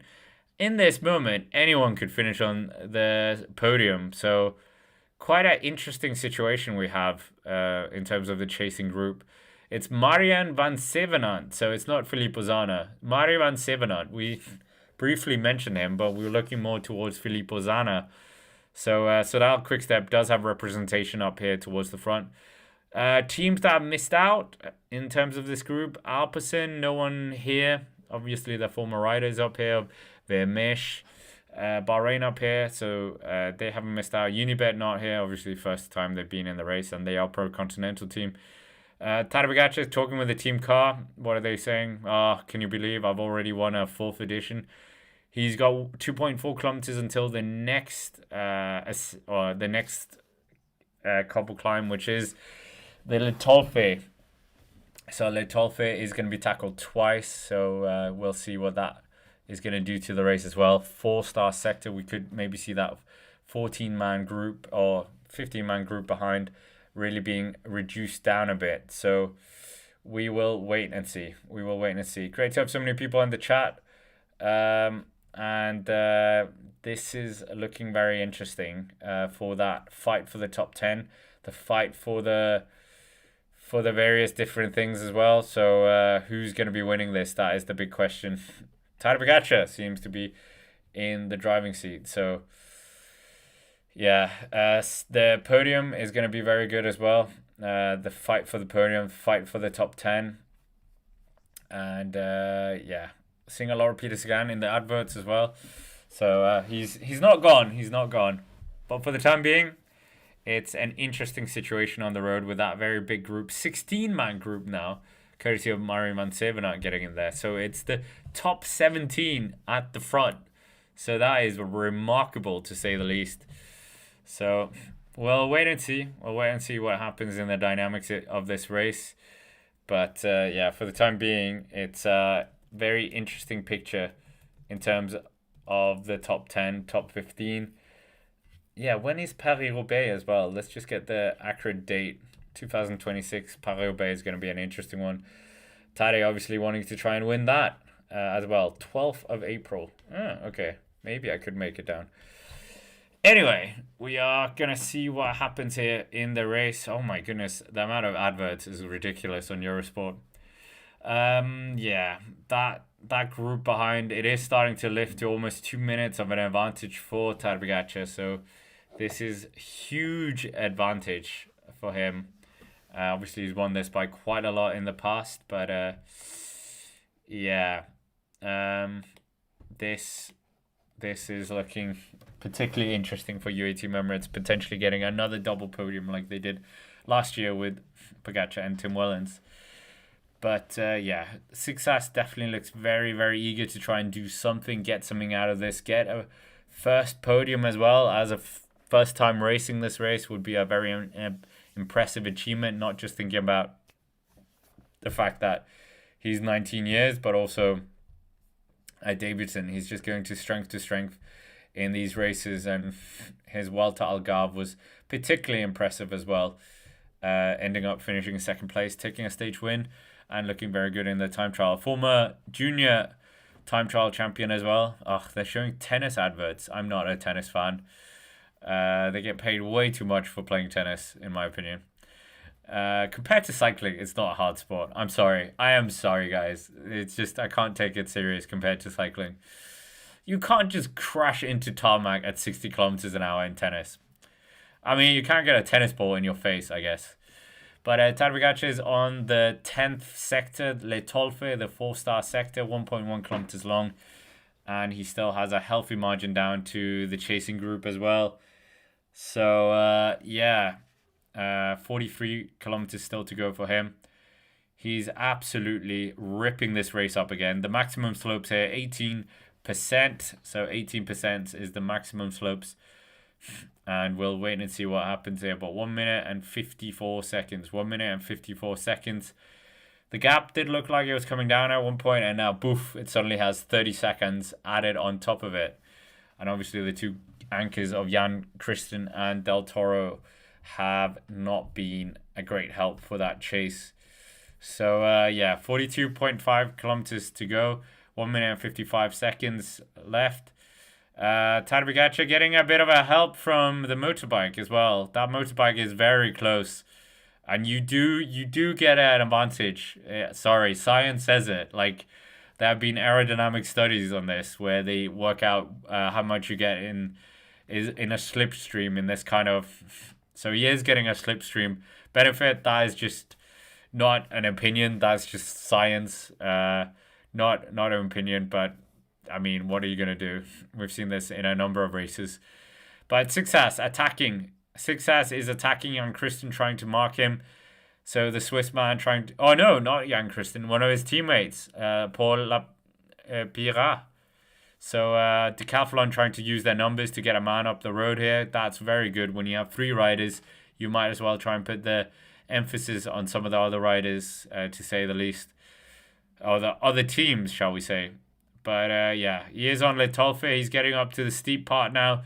Tadej Pogacar. Mexican flags in the crowd as well. So many people out. And of course, this is a perfect place to be because there's going to be 2 ascents up this. So Tadej Pogacar absolutely ripping up the race at this moment.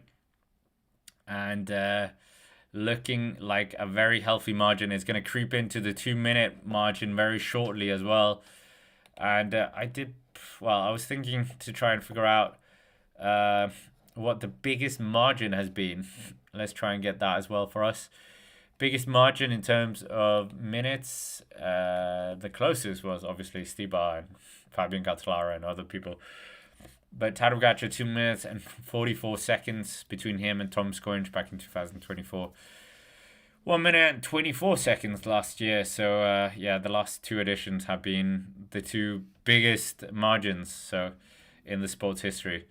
So right now he would actually, if we stop the race right now, this would be the 2nd biggest margin in the race. 2nd biggest margin. So yeah, interesting to say the least. But for the time being, 41.5 kilometers left. This very big group is coming up, Le Tolfe, and Wout van Aert is literally hammering it right now with Isaac Del Toro on his wheels. So it's, almost deja vu for these 2 after the Giro last year. 1 minute 55 seconds they still have to make up. Ben Healy on the wheel of Del Toro. Wout van Aert really driving the pace as much as possible. Wout van Aert, Isaac Del Toro, these 2 very good gravel riders. And Del Toro still having... Oh, Pidcock! Tom Pidcock! Oh, crash! Oh, crash behind Del Toro. Takes a tumble. And Tom Pidcock absolutely seeds here. Pidcock just accelerates through all of this. The man who's finished on the podium in the last 2 editions as a winner and 2nd place. Tom Pidcock, 2nd place in Classica Cayenne. Absolutely just attacks, sneak attack there. And Wout van Aert and Del Toro, they are the best of the rest after that bit of a halt there. What an attack there by Pidcock. I enjoyed that immensely. 40.7 kilometers, 1 minute and 51 seconds, but sneak attack there by Tom Pidcock. Just seeing the gap and just really just accelerate. I think it was Ben Healy.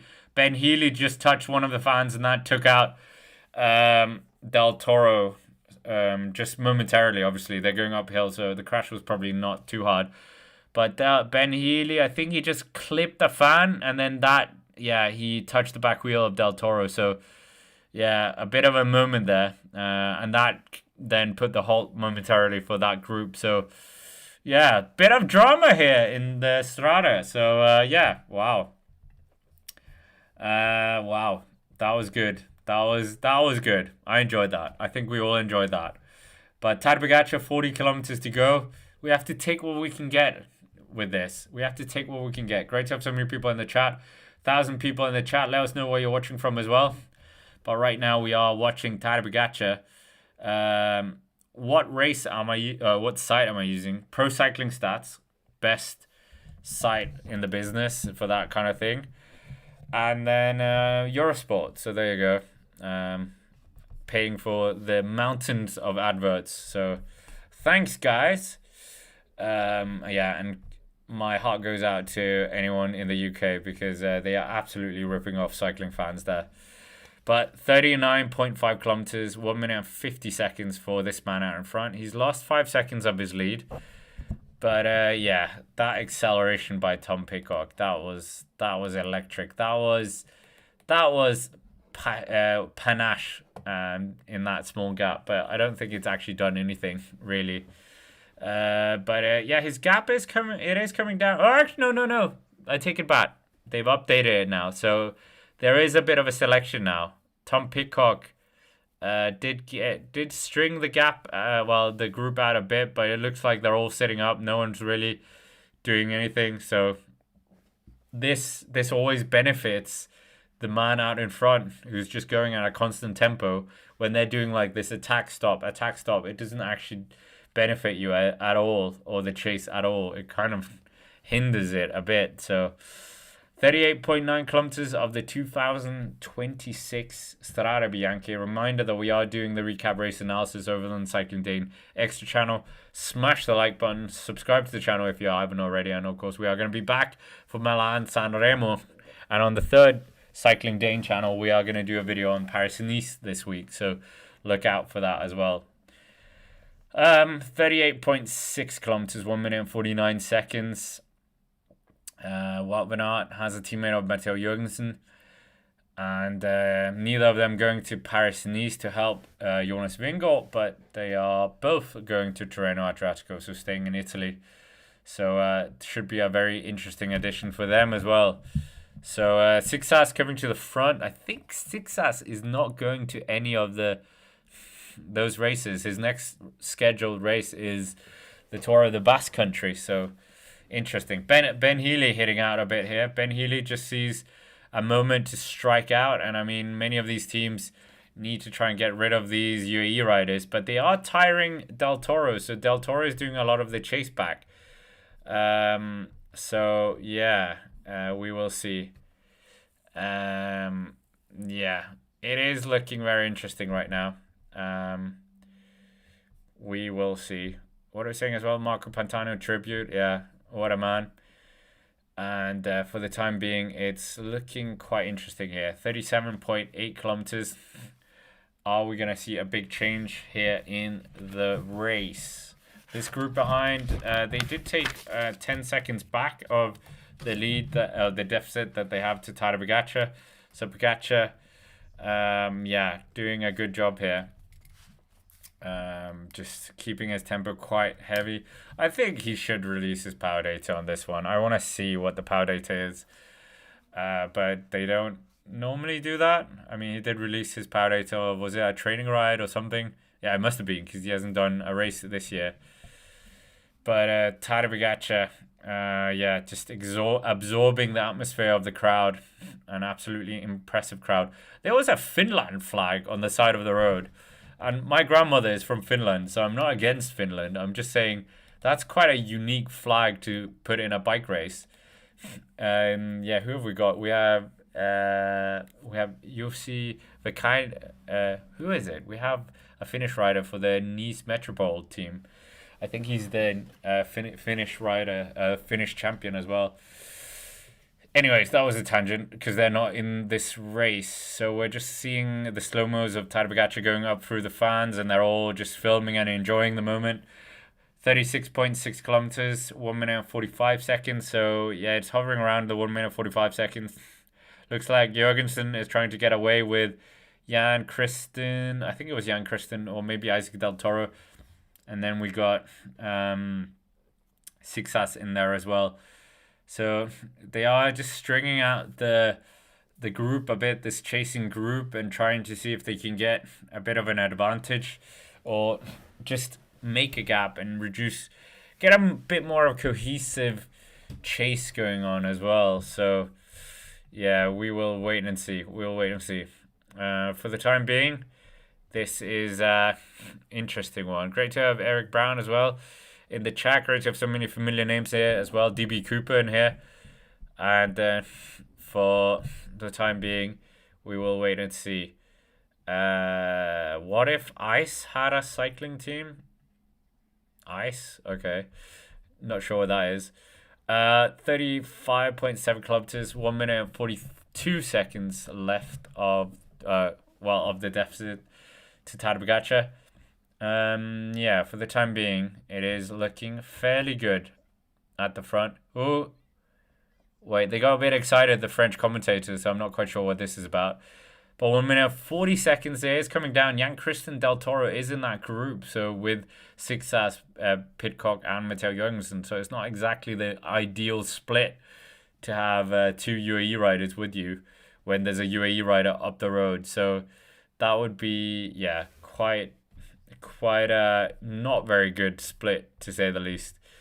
But great to have so many people in the chat. Let us know where you're watching from. And Del Toro is 54% of you think he's going to be finishing second place. I mean, it's not a bad shout. It's not a bad shout, actually.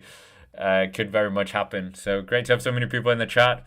We are doing all the big monument races. This is, of course, not officially a monument, but it is in my heart. So, yeah, Milan San Remo coming up next, so we'll look out for that one. So that should be a very interesting race. Maybe Tadej can win that as well. We will wait and see. But for the time being, it is all about Tadej Pogacar at the front, the double world champion, looking to be a double world champion, winning back-to-back Strade Bianche victories. So, yeah, we'll see. But the split, Michael Velgren, I don't know why I said Michael Velgren, is pulling the third group on the road. So this 15-man, 16-man group really kind of opening up, splitting, coming back together. And it looks like Bilbao fans look away. Bilbao is not in this second chase group. So, yeah, that would be a very, very sad, very sad that we're not going to get him in the top 10. He's finished in the top 10, 100% record so far, but it looks like that could be coming to an end. And that would be a real big shame, to say the least. So we'll wait and see. I'll see if I can get to Paris-Roubaix, because that would be quite funny. But we are, of course, still going to be doing the stream here. So, yeah. Anyway, what were we saying? We are saying that Tadej Pogacar, is he going to be doing something here? That is the big question. Well, yeah, I think he's going to win. He's going to eclipse the previous shared record he had with Fabian Cancellara and become the record in his own right. Another record to add to his name. Oh my goodness. Is there someone from the borough in the chat? Great to have you here. Used to live in Middlesbrough. Great part of the world. Yorkshire Moors, all that. That's a weird tangent to go on. But yeah, that aside, we are just waiting to see what's going to happen here in the race. This is an absolutely incredible addition. Changing the race a bit, having Tadej getting his own sector, and then having so many second-tier favorites, I would say, and having one 5-star favorite. So, well, I'm really intrigued what this top 10 is going to look like at the end of this race. So that's why we keep watching. Eurosport still doing ads. Thank you. This is like 90% ads, 10% cycling. So, yeah. But according to Pro Cycling Stats, the deficit is coming down to 1 minute 30 seconds. But if you get up to Tadej Pogacar with Jan Kristen and Del Toro, you are still going to get a UAE Team Emirates victory. So, yeah, unless they completely go AWOL, Jan Kristen and Del Toro, and start attacking. But Pogacar, 1 minute 23 seconds. It is coming down. Obviously, it's still a huge gap or lead, but it's coming down instead of the other way. So, Ben Healy here, where is he trying to get up to? I think this is the second chase group he's trying to get up into. So Michael Velgren actually doing the work in that group, but Ben Healy's going out the back. So, yeah, strange scenes. I thought they would be working a bit more together and not outright attacking or increasing the pace. So Velgren probably shouldn't be working in that third group with Healy struggling a bit at the back. But great to have so many people in the chat. Smash the like button, subscribe to the channel if you haven't already, and that really helps. Let's try and see if we can get to 59,000 by the end of the stream. We're quite close as well, and if you have already, thank you for doing so, and get your grandmother to subscribe as well, or partner or brother or whatever, as that really helps. But for the time being, we are just seeing 33.6 kilometers left, with Jorgensen in there, Del Toro, Sixas. The second group is very strong. Gianni Vermeersch has got himself into this group as well. Gregoire, former top 10 finisher, has been a few years since he finished inside the top 10. Sixas, never been in this race, never been in this situation before, and is only 19 years young. But for the time being, it looks like he is riding himself into a top 10. Tom Pidcock also there. Can he potentially do something? We'll wait and see. What have we got as well? A great stat from Pro Cycling Stats. Youngest top 10 riders in a World Tour Classic in the past. Albert Philipsen finishing top 10 in the Eschborn Frankfurt when he was 18 years old. He was 6th. Sixas was 7th in Il Lombardia. Quinn Simmons 6th in the Britannia Classic. Remco Evenepoel winning the Classica San Sebastian in 2000, whenever that was. 19, no? And then we also had Gerald Chulik 19 in the Vattenfall Classic, the Hamburg Classic, as it's known now. So great to see so many people in the chat. Let us know where you're watching from as well. I think we have a few Danish people in the chat, so great to have you here. You know, I am Danish as well, so yeah. But Tadej Pogacar absolutely ripping this race up. Once again, third year in a row, 1 minute and 21 seconds. That second chase group with 2 UAE team members, anchors in there. Del Toro, Jan Christen, absolutely just mucking up any cohesive chase that they've got going. But yeah, if these two guys were not there, then it would be a bit more interesting. Del Toro, as we know, second place in that gravel stage last year in Giro d'Italia, and was also second in Classica Cayenne, which we covered here. Oh no, which we covered on the Cycling Dane Extra channel. Yeah, 1 minute and 21 seconds here. So, yeah, what's going to happen deeper into this race? We're quite deep here already. We've got Sector 12 coming up, which is a 2-star sector, 3.2 kilometers, 3.3 kilometers, and mostly a downhill sector. So downhill gravel. Tadej Pogacar averaging 43 kilometers an hour, 30.6 kilometers. And last year's edition was won by Tadej Pogacar. Was the fastest one at 40.7 kilometers average. So that's quite impressive, considering how long it was as well. So yeah, 30.3 kilometers, 1 minute and 21 seconds. It has just dribbled down a bit, or like fallen down ever so slightly. So yeah, slightly going down. So that's quite good to see here. But for the time being, is it going to be a competitive one, to say the least? We'll wait and see. Great to have Paddy Dunn as well in the chat. So many members. And yeah, Paddy Dunn, look away, because it looks like he's struggling a bit, to say the least. So, another Teessider as well in the chat. So quite a lot of people from Teesside. Yeah, what are we saying?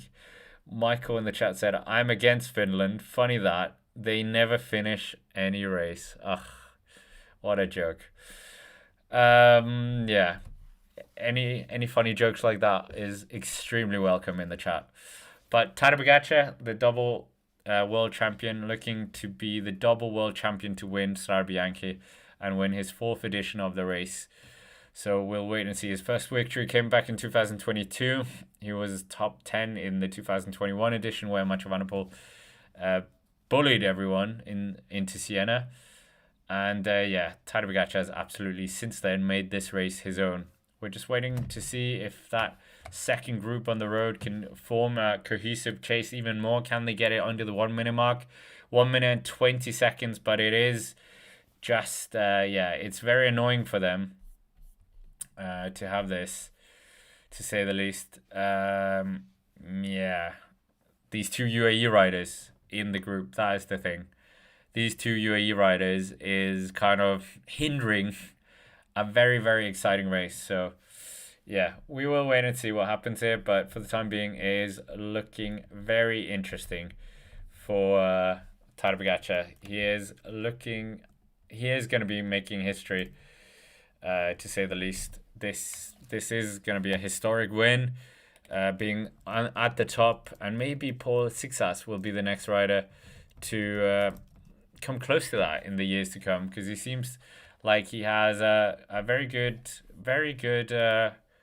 what are we trying to say? A very good aptitude to this race. So Paul Sixas doing very, very well, to say the least. Yeah, but for the time being, it is all in the hands of UAE Team Emirates, potentially even locking out the podium as well, as some of you have been alluding to. So yeah, we will see. We will see. Is this going to be the the big one. But we are seeing that 27.9 kilometers still to go of the race. Yeah, this is a very good situation on the road right now. And yeah, the UAE Team Emirates team, this is the perfect plan. This is absolutely played how they would have wanted it. Doing absolutely what they wanted. Nothing really harming them in this situation. So it's impressive to say the least. So we'll wait and see if they can utilize these numbers. They actually have the most riders in this second group now. Del Toro, Jan Christen just taking some bottles as well. But yeah, we've never had a lockout podium.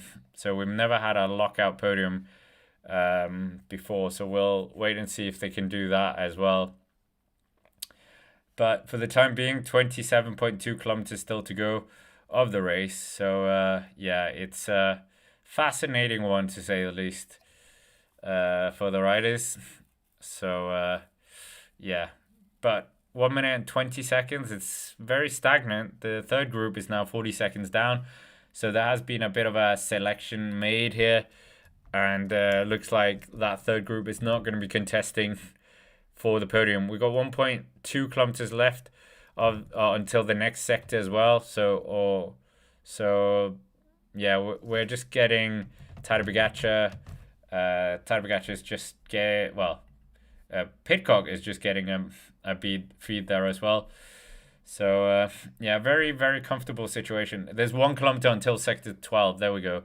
1 kilometer until sector 12. So sector 12 is the one to look out for, and we'll see what is going to happen there. But for the time being, it is yeah, very much in the corner of the man himself, Tadej Pogacar. So yeah, a very, very good situation on the road for him. But until we get to the Le Tolfe, I think this group is going to stay together. In the second group, there's 2 decathlon riders in here, Velgay and Healy in here, Wout van Aert in the third group on the road, Mario van Sevenant in here as well, and they're about 40 seconds down. Tadej Pogacar just increasing his lead by 3 seconds as well, so 3 more seconds added to his advantage account once more. And for the time being, it's looking very, very good for Pogacar still. 1 minute and 24 seconds. So it wouldn't actually be the highest wins, but just not able to get it under a minute. And we saw this time and time again in the autumn races as well. They were just not able to get him back in those final few parts of the race. So yeah, it is very interesting to say the least. But for the time being, Tadej does have this one very much under control. 25.8 kilometers still to go. Yeah, Paul Sixas versus Tadej Pogacar. Interesting battle. And right now we are seeing Tadej Pogacar just looking around. He has plenty of breathing room as well. Le Tolfe, are we going to see some real big moves being made there on the second ascent up it? We are, of course, going to get the second Pogacar sector as well. And yeah, where is Matej Mohoric? That is a big question. There's plenty of riders that have gone a bit, definitely missing that we are looking out for. But yeah, we will wait and see. Ineos Grinde is completely out of the picture. That top 10 is going to be a very insightful one by the time we get to the end. 25 kilometers still to go. 1 minute and 38 seconds. 2 minutes and 11 seconds for the chase group. And that second group on the road, 7 riders: Jan Christen, Del Toro, Paul Sixas, Gregoire, Pidcock, Vermeersch, and Jorgensen. So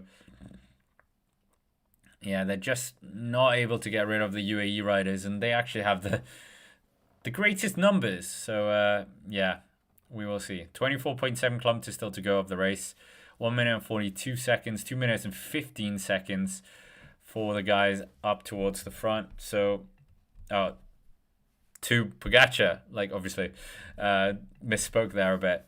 24.5 kilometers. Pogacar on this 12th sector downhill sectors, we said, and then we're going to get towards his sector once again, which will be sector 13, and then the final sector will be Le Tolfe, which comes quite a few kilometers until we go up the final acceleration. Wout van Aert is in the third group on the road, so I don't think he's going to be in the picture for a top 4 as he has done so far in all of his career. But we are seeing Tadej Pogacar lifting the pace ever so slightly. Jan Christen looks like he's struggling a bit in this group. They are coming into that sector as well that Pogacar was in. They lost time now, so like that, boom. It's 1 minute 43. Obviously, the motorbike timings are a bit rough. It's not completely accurate, but it's a rough indication. So maybe there was a bit of a mistake there. But Vermeersch is working at the front right now of this second chase group, or the chase group, with Jorgensen in there, Gregoire. Maybe they're going to try and attack up the Le Tolfe and put Del Toro and Jan Christen under a bit of pressure. We'll wait and see for that as well. But right now, it's 23.5 kilometers, 1 minute and 41 seconds, 2 minutes and 18 seconds to that third group. That does contain Wout van Aert, Ben Healy, Mikael Velgren, Andreas Krohn in there as well. So it will be quite an interesting fight for the top 10. There's only 2 spots available for that third group if this sticks to the scenario that we have now, because it's the 7 riders in this second group, and then in the front group, obviously, Pogacar by himself. So that's 8. So there would only be 2 spaces up for grabs in that second chase group, which would be heartbreaking for some of those riders, because there's plenty of top 10 finishes in that second chase group. But Romain Gregoire, he's just trying to lift the pace here in the second group. Sixas in there as well, working well. Pidcock as well. Very eager to try and keep this going. I mean, they have the 2 elephants in the room of Del Toro and Jan Christen, but I don't really know what you're meant to do with these guys. Or do you just kind of just ride your own race and hope that they don't have anything left? Or are you waiting for Le Tolfe and just attacking hard, trying to get rid of them? That is the big question as well. But for the time being, we are just seeing the riders getting ever closer to the finish as well. So we got 22.3 kilometers, 1 minute and 36 seconds for that second chase group. Tadej Pogacar is still just brimming with confidence at the front, just keeping the pace as hard as possible and doing his best to keep this gap as large as possible. But for the time being, it's his to lose right now. It's his to lose for sure. So we'll wait and see if he can do anything about this. This is the perfect scenario for him. 21.7 kilometers still to go. 1 minute and 39 seconds of a lead. He's on sector 13, his own sector. 2.6 kilometers left of that. And the 4th win of his career, the record-breaking win, is on the cards here. Tadej Pogacar has had a very lively off-season.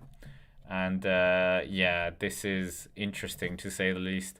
21.6 kilometers, 1 minute and 39 seconds. The lead somewhat stagnant. We'll see what happens when we get to Le Tolfe on this one. The second group really need to try and get rid of some of these riders as well. Pro Cycling Stats as well, hinting the possibility of a 1-2 here for UAE Mermaid, saying the last time they did that was 22, not years, not months, but days. So 22 days ago, they did a 1-2 in the Murcia. I think that was with Mark Soler and Julius Johansson. 21.4 kilometers still to go, 1 minute and 33 seconds. So they are bringing the gap down a bit. Looks like Jan Christen is struggling a bit, but Del Toro still looks very calm at the back, and it looks like he has a few bullets left in the chamber. So we got Romain Gregoire and Tom Pidcock driving at the front, doing their best to keep this pace up for as long as possible. But for the time being, it's looking pretty good for these guys. It's looking pretty good. And who's going to be winning this race? Tadej Pogacar, we kind of assume. But yeah, what are we saying? Flat Earth comment is tops. Have you ever seen a horizon? No, I'm joking. Let's not go down that road. Anyway, flat Earth aside, we are just seeing the second chase group on the road as well that have of course got two decathlon AG2R riders. They are 44 seconds down on this second chase group. The second chase group is down. Well, the deficit to Pogacar is down to 1 minute 30. Yeah, Jorgensen at the front. Paul Sixas is trying to up the tempo a bit. We've got Vermeersch as well, doing his best. A 14% sector here as well. Tadej Pogacar, 20.4 kilometers still left here. I think he's going to do a very impressive ride. To be honest, was this his sector or did I misspeak? I think I misspoke there. That wasn't his sector. Sorry, guys. I lied. Yeah. So it wasn't his sector. I lied. Apologies. It's coming up in 1 kilometer. 1 kilometer. Then he's going to get his sector. So we will wait and see. What happened to Wout? That is a good question. I think, yeah, just not quite being there, unfortunately. But yeah, what have we got as well? Great to have so many people in the chat. And let me know where you're watching from as well. Anyone watching the Formula One? Probably not. It was this morning. Getting up at 5 a.m. wasn't really on my to-do list or whatever you would call it. So yeah, I didn't get up at 5 to watch the Australian race. That makes you think what all the Australians have to do to watch European cycling. If there's any Australians in the chat or Oceanians, let us know. But for the time being, Tadej Pogacar, we're still following him. 19.3 kilometers. He's getting ever closer to the start of his second ride on his own sector. So the sector named after him, 3-time winner of the race, as we know, and is on the way to being a 4-time winner. He's on his sector now. 2.4 kilometers. We saw it earlier as well. Did a bit of damage in terms of the lead. And yeah, this is going to be an electric one as well. Club Marco Pantani on the side of the road. 2.2 kilometers left for Tadej Pogacar of this sector. Just started. 15% it goes up to as well. So this is looking very, very good right now. Very good for him. And we will see what's going to happen. If those chasers are going to be able to do anything about this for the time being. But great to have so many people in the chat. Let us know where you're watching from. And do you think we are going to get a 1-2? Yeah, do you think UAE are going to finish? Who will finish on the podium? Wait, no, I need to rephrase that because our poll is quite old now. 800 of you have voted. 18.7 kilometers to go. Tadej Pogacar, 2 kilometers still left. He's getting up into that very busy fan sector. So many fans on this climb, and what a spot as well to see Strade Bianche with them doing it twice. So Tadej just ripping up this. How much has he got left in the tank? I think he has a lot left in the tank. And yeah, right now 18.6 kilometers, 1 minute and 34 seconds, 1 minute and 34 seconds, 2 minutes and 31 seconds down to the next group. Plenty of people running up the hill because I think they see them for a second time as well. Plenty of Slovenian flags, plenty of Italians, British flags. But Tadej Pogacar, is he going to increase his lead here as well by the time the others come? 1 minute 32 seconds is the gap right now between him and the chasers, doing everything in his power to just eke out as much of an advantage. He hasn't seen the other riders in the last 60 kilometers. So, yeah, for the time being, he's yeah, doing an impressive ride here. But yeah, 18.4 kilometers. Plenty of Tadej Pogacar fans in Italy as well. If you win, you get fans. That's normally how it works. But the chasing group, 1 minute 30 seconds. Vermeersch in there. Jan Christen, is he going to just attack here? Jan Christen's up towards the front. Looked like he was suffering a bit on the downhill. But I think Jan Christen might just attack. So Jan Christen looks like he is doing the acceleration at the front right now. Interesting. Uruguayan flag on the side of the road. Okay, the acceleration halted quite quickly. Jorgensen just upping the pace. Top Pidcock at the back end of the group. Sixas coming through the middle between Jorgensen and our man Jan Christen here. So they're just upping the tempo a bit. Matteo Jorgensen doing everything in his power to stick with this, but Sixas knows that this could be the moment. Tom Pidcock struggling. Pidcock is going backwards. Pidcock is going backwards now. The second place finisher of last year, the winner in 2023, is struggling. So Sixas is struggling. No, Sixas is not struggling. He's motoring at the front. He's got Jan Christian on his wheel. And the damage is being done here in this group. They're being done completely. He looks around and it's only Jan Christian on his wheel. Another UAE anchor. He had the... Oh, no, it's Del Toro. It's Del Toro. It's not the other one. Yeah, Sixas here has Del Toro on his wheel. Del Toro is on his wheel. So let's ask you guys, where do you think Sixas is going to be finishing? Where do you think he's going to be finishing? Yeah, this is an interesting one to say the least. For his perspective, as a debutant of the race, Del Toro is not a debutant of the race. Was part of that winning one with the man Tadej Pogacar last year. Where will Sixas finish? But a bit of an attack there by Sixas. Yeah. Impressive riding by the youngster, and he's riding far beyond his years. And yeah, we'll see where he finishes at the end of the race. But yeah, Pidcock coming up towards the front as well, trying to do something, putting the pressure on. He had a bit of a off period there on the climb. The deficit is 1 minute and 26 seconds to Pogacar. So all that effort, all that acceleration attacks haven't really done too much to claw back the Slovenian, who's still up towards the front, doing his best. And for the time being, it's looking fairly comfortable for Tadej. So we will see what happens here. But for the time being, this group behind has splintered a bit. Pidcock is trying to drag back the guys in front.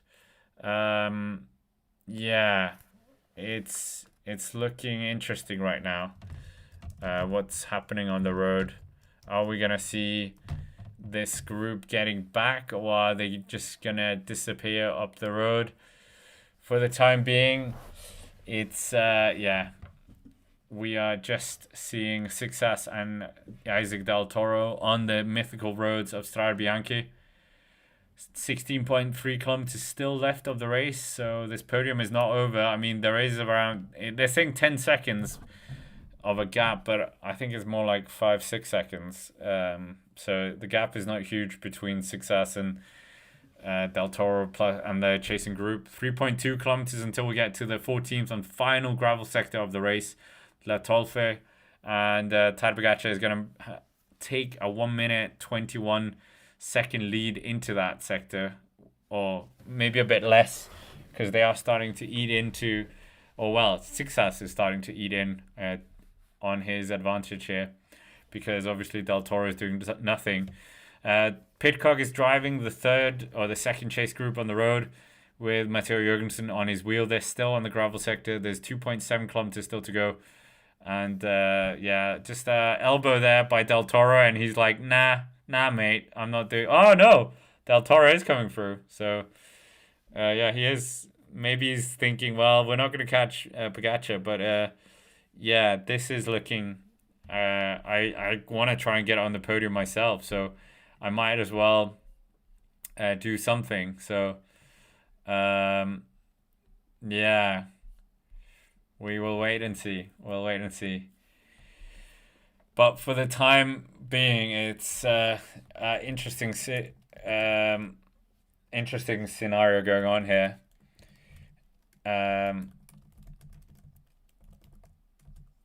So we will wait and see.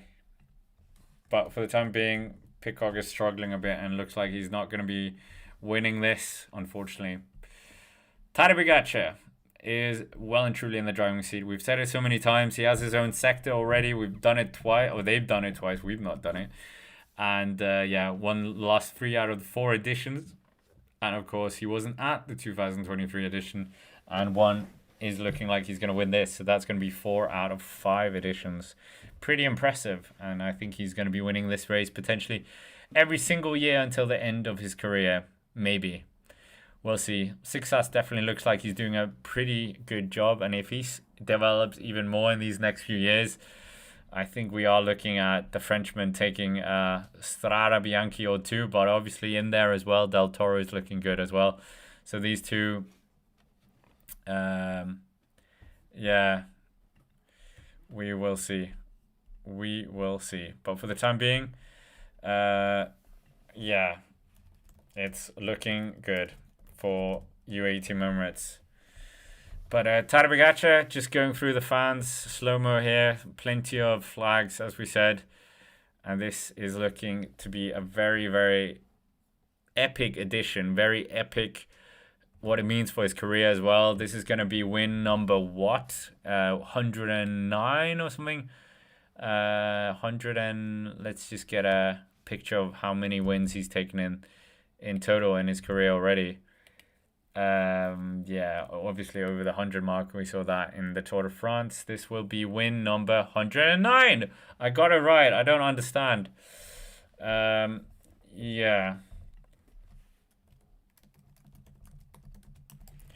So we will wait and see here, but the podium battle looks still to be wide open with only 10 seconds between this group, this duo of Del Toro and yeah, Success. So they're really pushing on. 1 minute and 18 seconds. Can they make the catch? I would love to see the catch. But obviously that catch would just mean Del Toro wins. So yeah, that I don't think he wants to upset Tadej Pogacar too much. They're saying 10 seconds, but the eye test is not saying 10 seconds. Maybe it is 10 seconds. Yeah.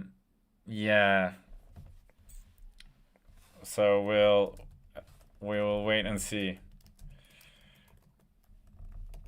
So yeah, Pogacar. I don't think he's going to be denied. It is coming down though. 1 minute and 15 seconds. The second chase group 1 minute and 29. So is Success extending the gap here?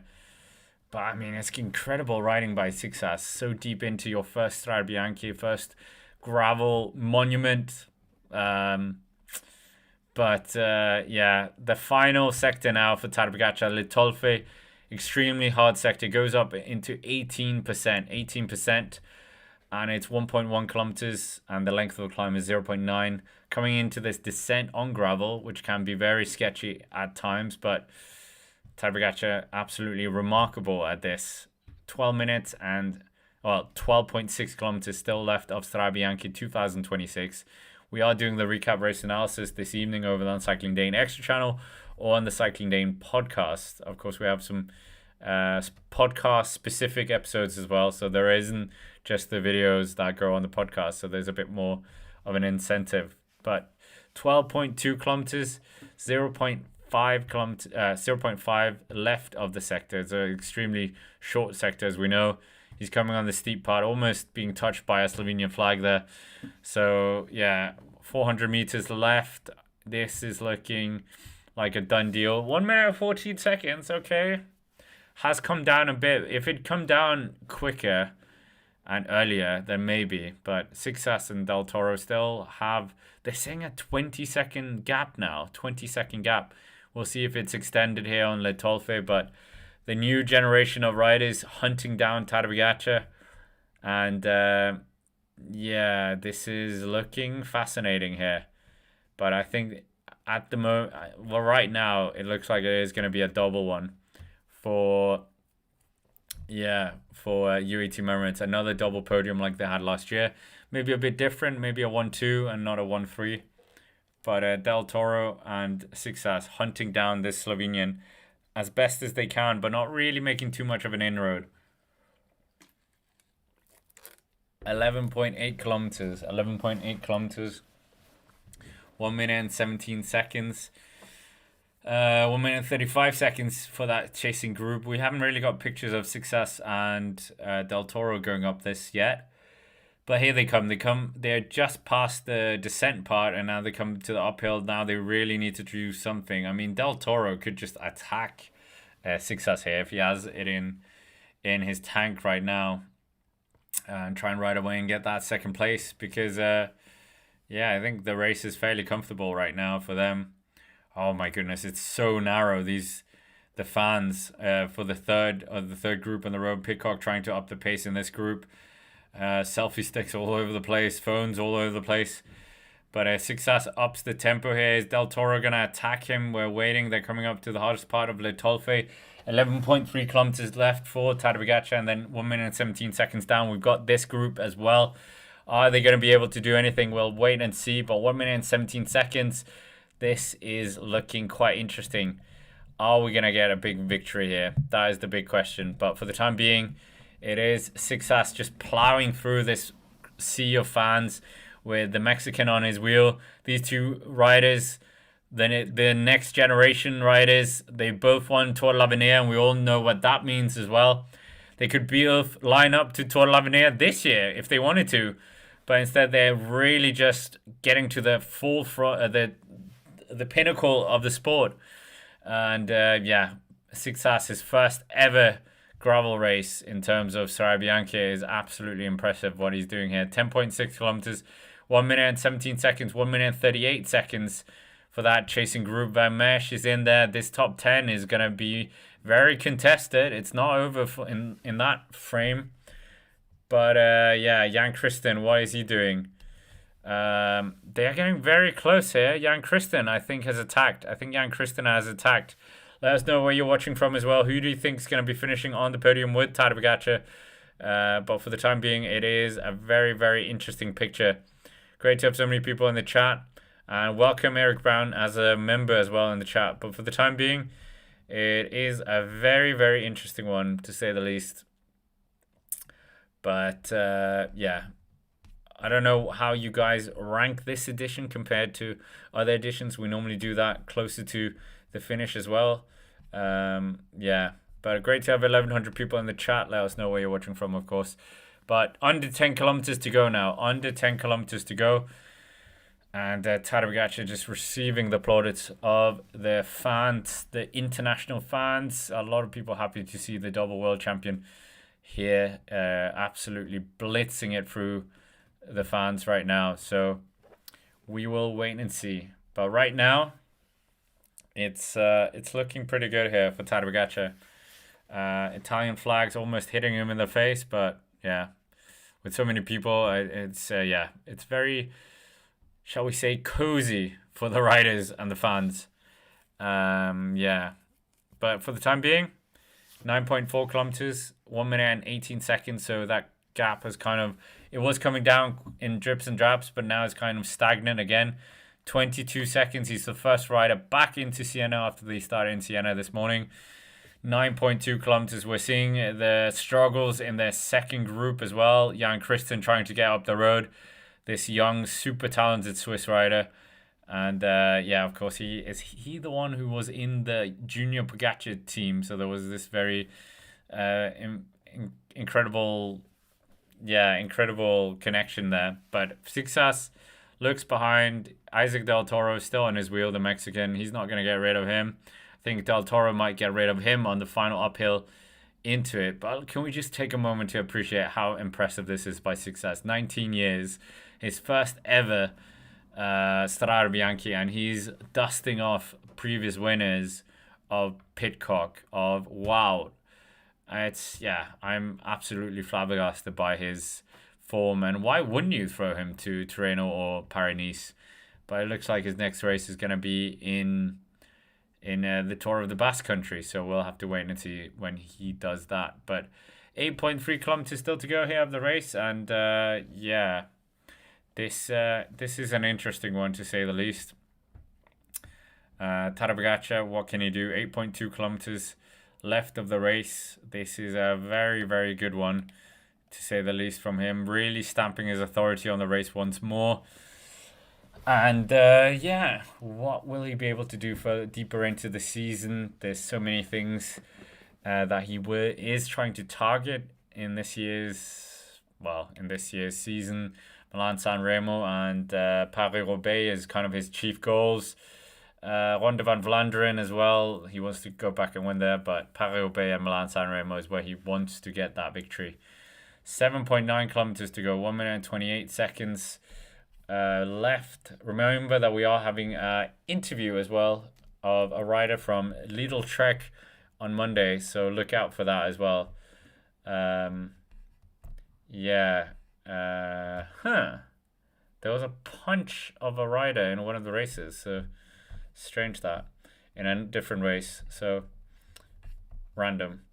But for the time being, we're just waiting to see the coronation of the 4th edition of Tadej Pogacar after a very impressive performance here by him. Is he going to be winning this race outright? I think it looks like there's nobody who can really challenge him.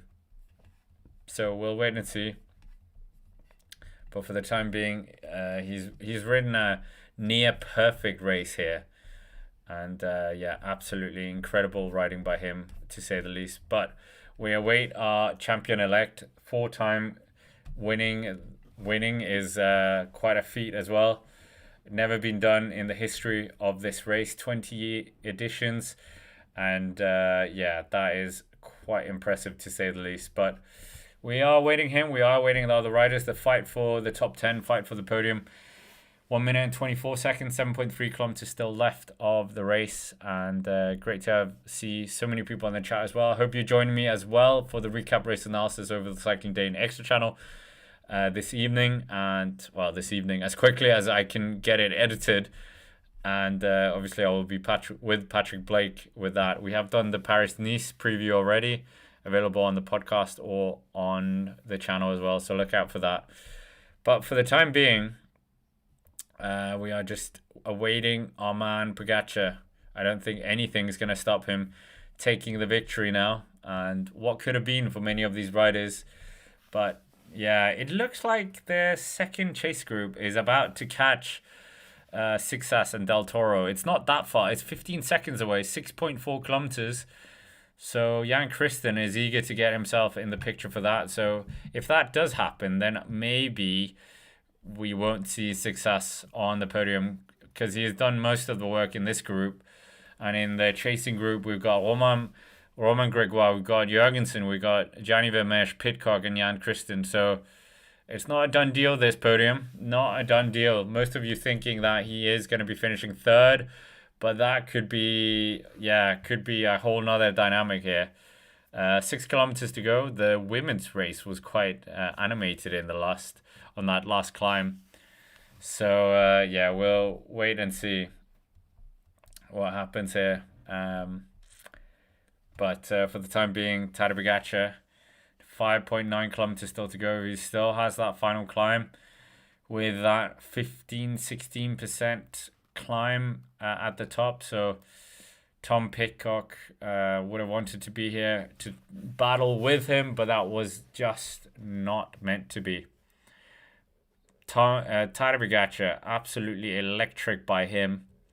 And yeah, fighting hard at the front, doing everything he can to stay up towards the front and do something. But yeah, it's been an impressive ride by him. He's absolutely dominated this race once again. And yeah, I think he's definitely going to be everyone's favorite for Milan-San Remo as well. But obviously there is a Mathieu van der Poel who will try and get in the way of that as well. So we will see.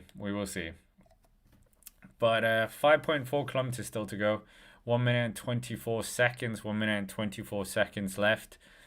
And yeah, 1 minute and 48 seconds down to the other guys. So we are just waiting for it, aren't we? We're waiting for the moment. Hopefully we get some Danish riders in the top 10 as well. I'm hoping. We will wait and see what is going to happen. What are we saying as well in the chat? Ewan is a rock star journalist now. Yeah, that's true. Ewan is he still pops up now and again. He is not enjoying this Strade Bianche too much, apparently. So he's not a fan of Pogacar long range attacks. So there you go. Less than 5 kilometers to go of the race. Less than 5 kilometers to go. We'll wait and see what happens here. 1 minute and 23 seconds. It's just kind of procession at this point. But it's going to be his 4th edition in 5 years. Impressive victory. And we will see what he can do later in this year. has a very monument-focused start of the year, which we appreciate, and then obviously going to the Tour de Suisse and the Tour de Romandie, which is very impressive as well. That should be quite exciting. I like it when riders kind of target other races and don't just do the same thing. And Tour de Suisse sometimes doesn't get enough love by the big GC people. I mean, wasn't it Egan Bernal winning Tour de Suisse and then going on to win the Tour de France is the last time we saw that kind of combination of wins in one season. 4.3 kilometers, 4.2 kilometers left. Paul Sixas is desperately trying to keep that second group off his back, and Del Toro is unfortunately Del Toro is gonna rob him on the line, I think. But it would be nice to see Sixas just hold off the Mexican. But it is a podium on the cards here for the young Frenchman. Would be the youngest podium finisher of this race, and we'll see if he can do it. But for the time being, Del Toro is having an armchair ride all the way to the finish. And what do you do? I don't know. How would you get rid of Del Toro in this situation? He's such a good rider, very punchy. Do you kind of get a Soigneur to get in the way of him? But Jan Christen attacking now. Jan Christen attacking that second chase group. So Jan Christen wanting to try and get a fourth place if he can. So we would have a 1, 2, 4 maybe. That would be quite impressive as well. But Jan Christen attacking hard. Trying to do his best to get in the top 5. He, I think, is also a debutant of this race. I'll confirm that as well. But yeah, Jan Christen just trying to get up the race. Yeah, we will wait and see what happens here. 3 kilometers to go. 3 kilometers to go. Tadej Pogacar, 3 kilometers left. 1 kilometer left is that climb, as we know. But great to have so many people in the chat. Let me know where you're watching from as well. And of course, we have got the what are we saying? The recap race analysis with Patrick Blake later on the Cycling Day Extra channel and on the Cycling Day podcast. So look out for that as well. Would love to see you all there as well. But 2.6 kilometers, 1 minute and 46 seconds. Yeah, this third group, are they going to be catching this? Jan Christen did get brought back very quickly. I would love to see this group coming to the final climb together. That will be a real finish. But Del Toro here, marking duties. And obviously, if you've ridden on a bike, you know how much you save in energy being behind someone. I was behind someone today, but I was on a TT bike. And I was saving like 60-70%. It was crazy. Because obviously you can get very low down on a TT bike, but obviously they don't get that low on these bikes. What are we looking? Tadej Pogacar, it's over and done with. And yes, I will be asking Patrick in the recap if this is a monument. Just enjoy him teasing one last time.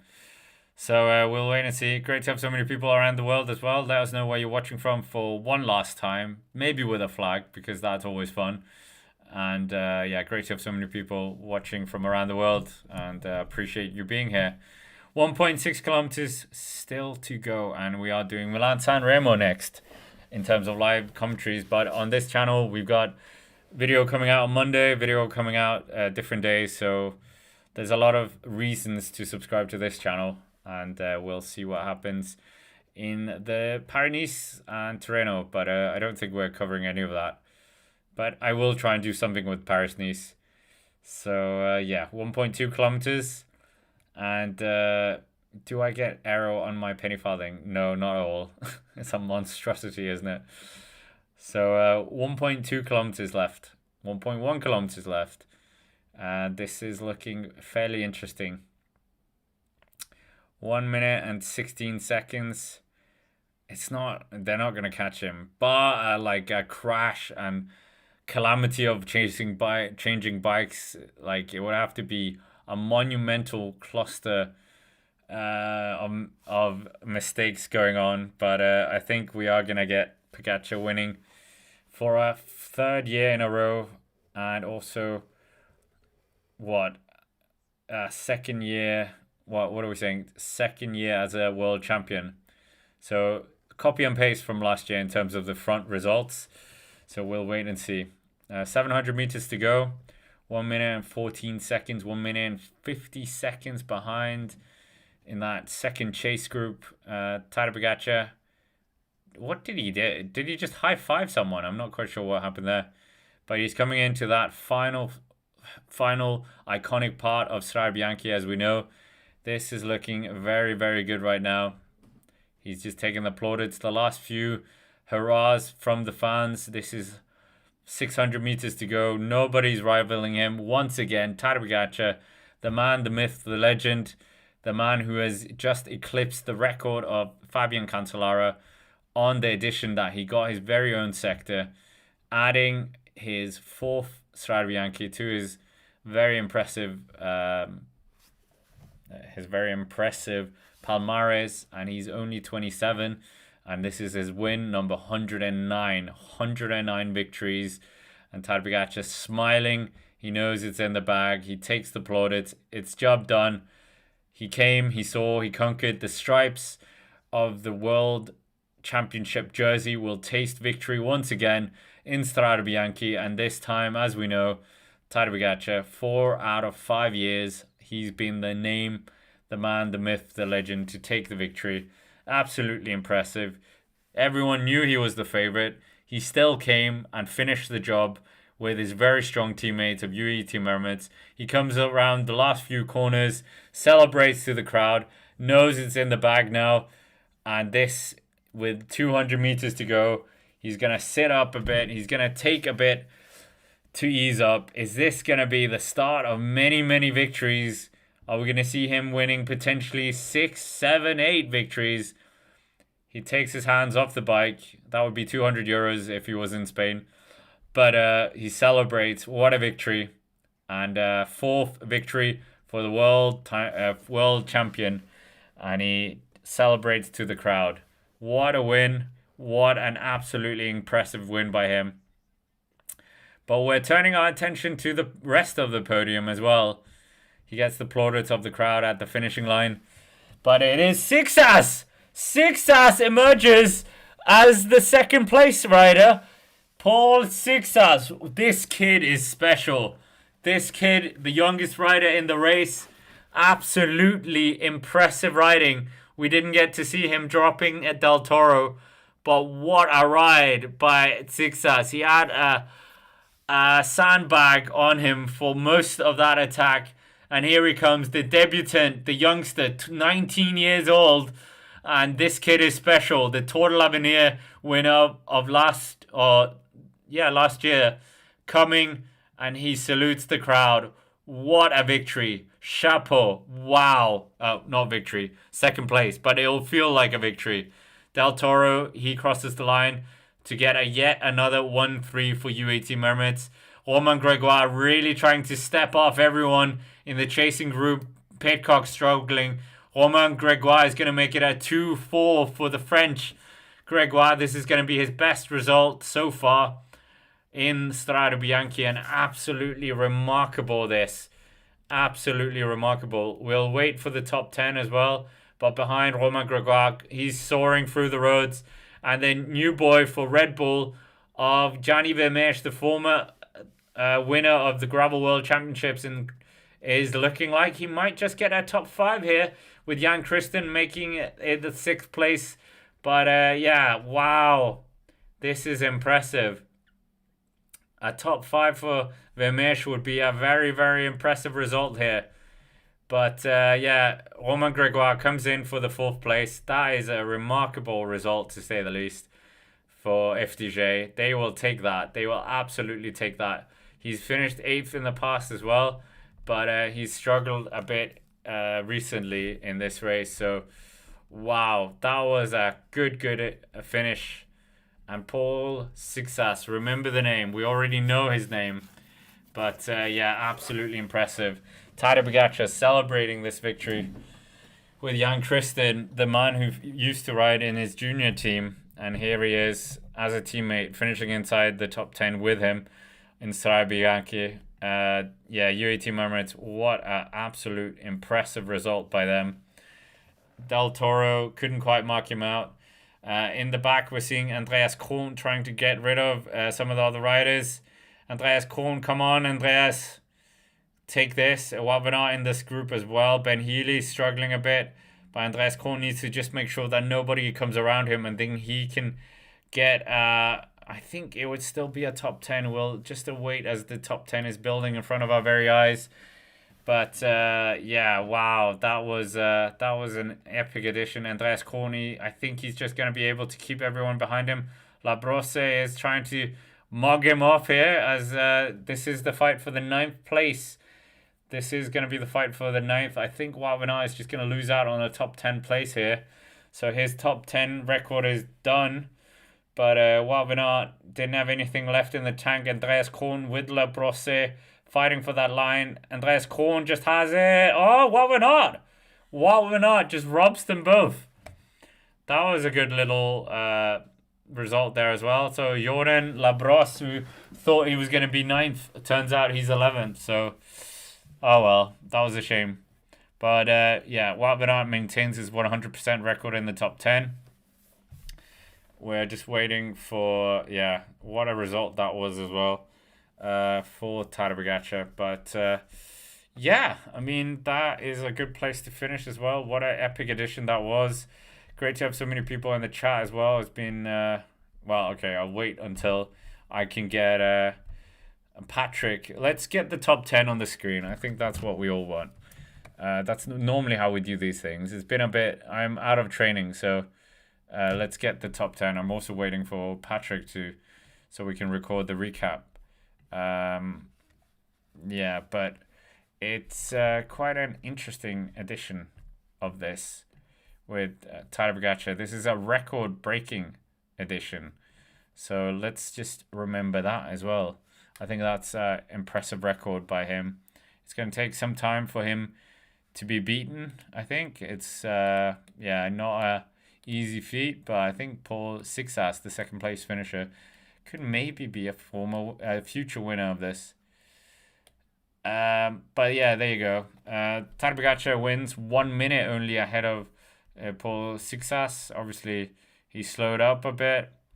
Yeah, so impressive there. We got Del Toro 3rd place, Romain Gregoire in 4th place, Gianni Vermeersch in 5th place. And yeah, that was an absolutely epic edition.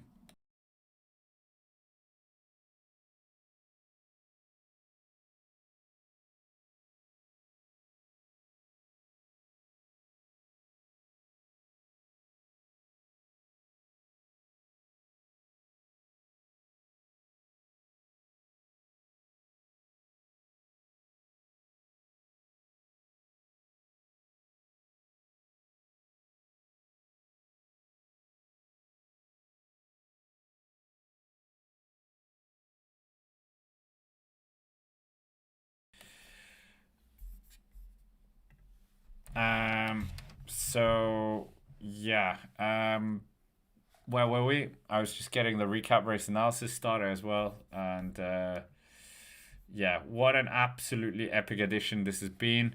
But we were Del Toro getting 3rd place, first Mexican on Strade Bianche podium. Romain Gregoire in 4th place for Groupama FDJ. They will be very happy with that result. And of course, we've had a number of impressive results as well. Gianni Vermeersch in 5th place, Jan Christen in 6th place. So it was a 1-3-6 for UAE.